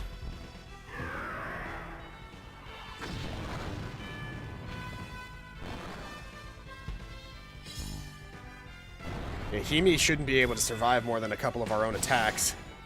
Yep. Can I switch Himi back in now?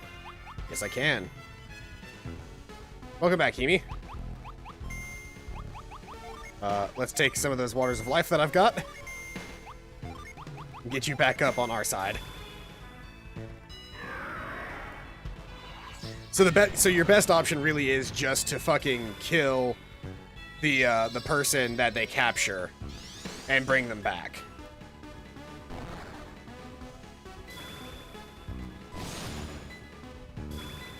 Because with Himi on my side, it's really not a fucking, like, this guy doesn't do a whole lot of damage. His whole deal is capturing one of your party members. So then you just fucking dick them down as fast as possible, and then you're fine.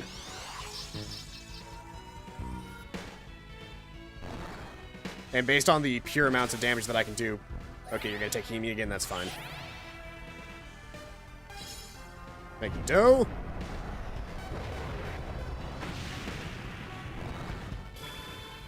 Quick strike. Oh, that's actually really not good for me. Damn it, Karis, I don't want you here either. Actually, Karis, I'll take you, I guess.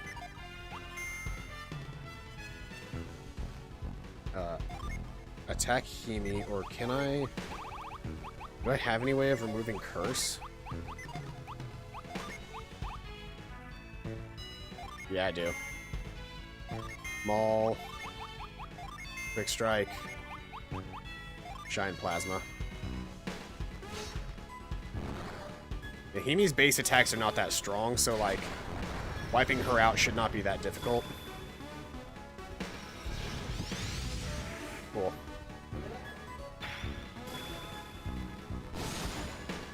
Yeah, there goes Himi. Himi's down again. Then switch Karis back out for Himi.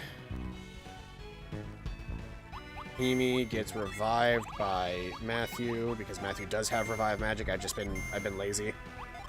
Which I really shouldn't be, because it's wasting waters of life that I could have been giving to party members who don't have reviving magic, but... Yeah, this guy doesn't actually deal a whole lot of damage to us. It's just an annoying fight because we're constantly dealing with the fact that our party members keep getting grabbed. Motherfucker, I just got her back.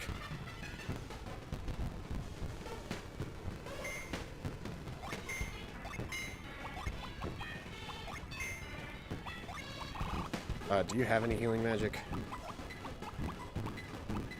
No, but you have high impact, and I'll use it.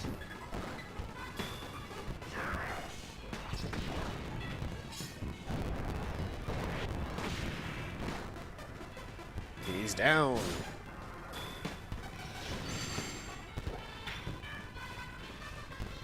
Switch out Amidi for Himi. Revive Himi. Maul. Quick Strike. Oh, that's not good. That's a lot worse. That's a lot worse than them taking Himi. Oh, yes, you're going to help us in this matter.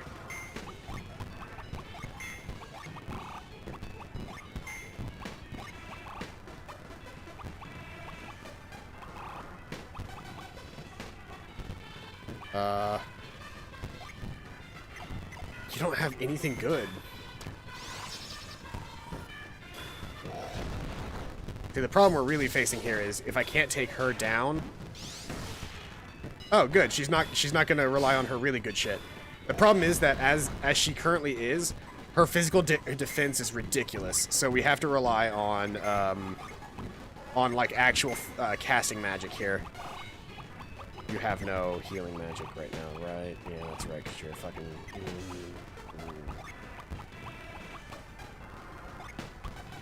This virtuous armlet.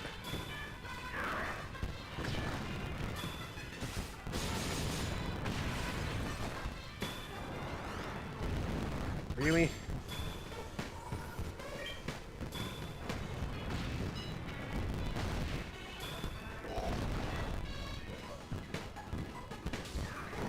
Okay.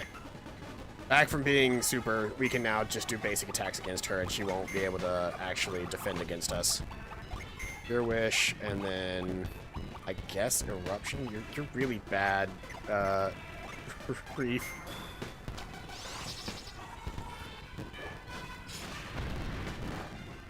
Okay, Svet is down, so we can now,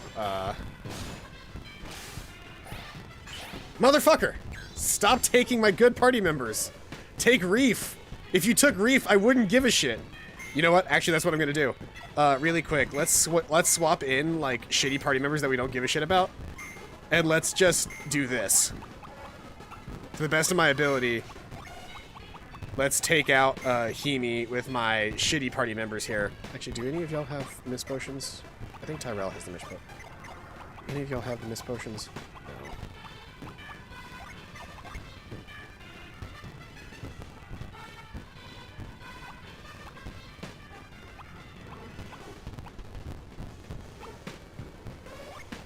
I'll restore party health that way. You don't have anything useful. You don't, because you're fucking Reef. You've got the mist potion, but it's not really worth doing right now. Liquefier.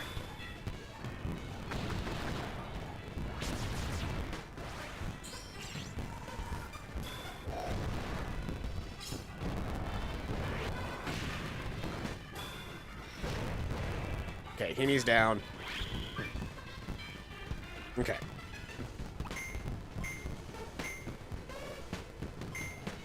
Bitch, I dare you to take one of these party members.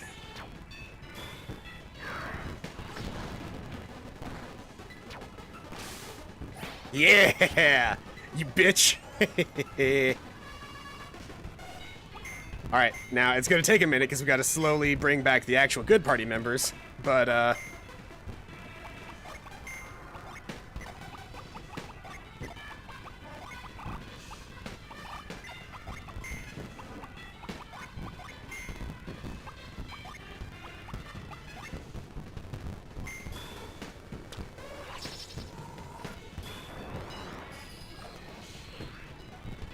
Horus. That's a summon. That's really fucking strong.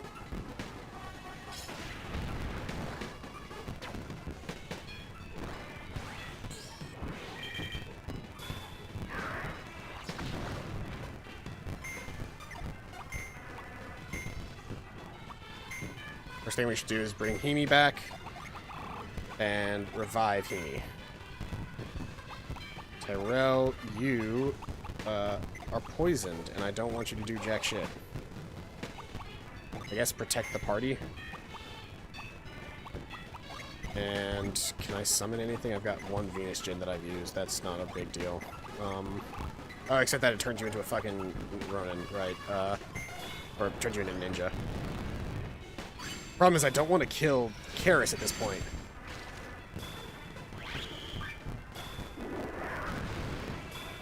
Because Karis is not that strong at all. Like, at all. This plays into my fucking, my setup perfectly.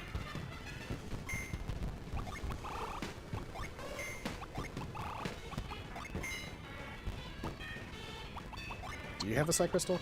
No, you don't. Can't use that in battle.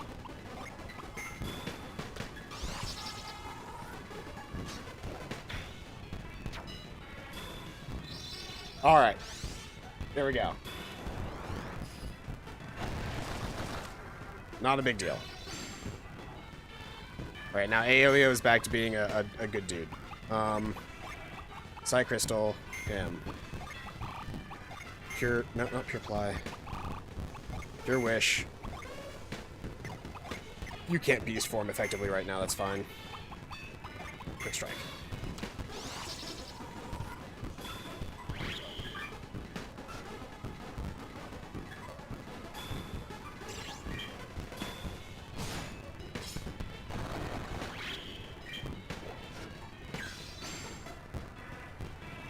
Alright. We're now in an incredibly good position to just bash the shit out of this dude. No. Damn it! Karis is dead. That's not good. So now he's gonna demon sign somebody again.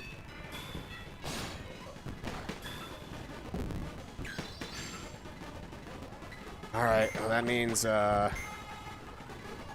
swapping out for shit party members again, in an effort to get people back, I guess. Do you have any healers? No, you don't have any healers. And the only thing you can heal with is a virtuous armlet, because you suck! And if you didn't have Doldrum, then you'd be fine as well. That's really the annoying part about you being over there, is with your fucking good healing magic, healing the boss.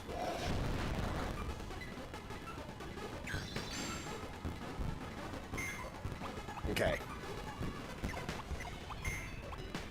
You just swap Sveta out for Tyrell.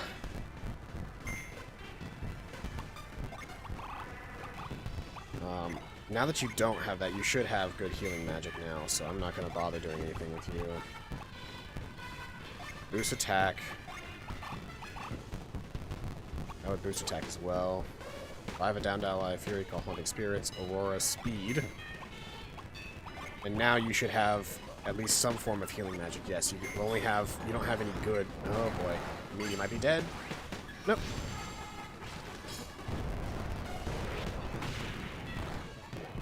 There's a good chance Tyrell dies next turn.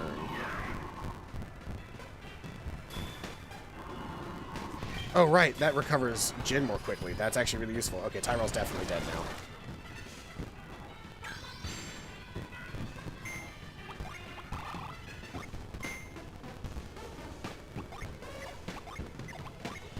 Heal yourself from Toxin, actually. That's really important for you to do. And I'm gonna bind your fucking synergy. Because you're being a bitch.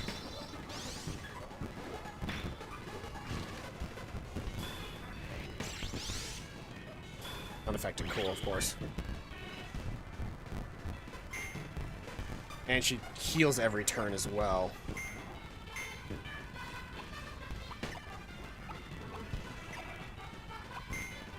I just need to kill her. That's my goal.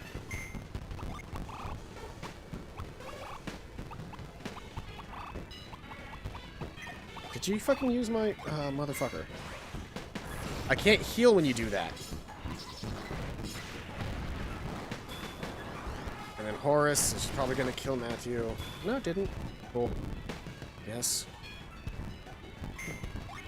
Matthew needs to be alive to attack. You've got a regular potion, so use that on Matthew. You've got pure poison, so use that on Tyrell.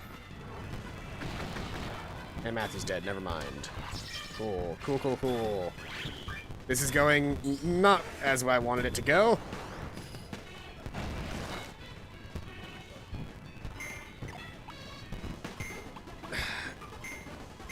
The problem that I'm really facing here is that... No, no, no, no, no, no, no.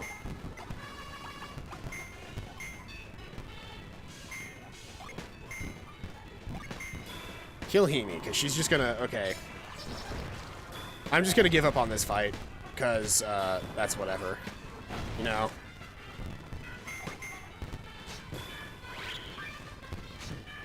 I wonder, could I Daedalus spam this dude?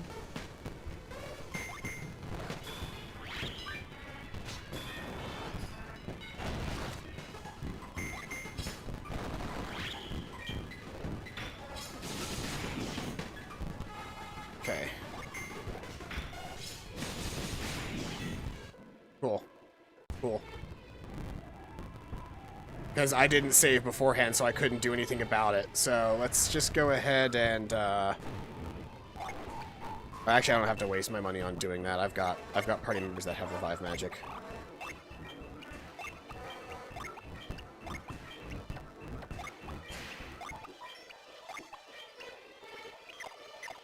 Oh, now I'm out of PP, so now I gotta go stay in the inn to get my revive magic back, because I just wasted all my PP on reviving. So I guess we'll do that fight again next time, because it's gonna take me forever to make my way back to the guy anyway, because I have to do that full fucking dungeon again. Okay, everybody's back to full health now. Cool.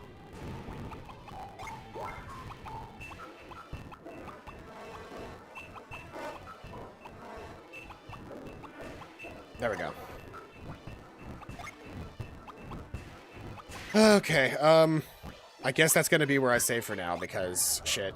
That's, that fight is weirdly intense, because there's just so much shit going on. But anyway, that's gonna be where I end it today. Thank you, everybody who came out to today's stream. I've been Paladin Null. This has been Golden Sun Dark Dawn. I hope you guys are having a fantastic day, and as always, see you guys next time. Bye-bye.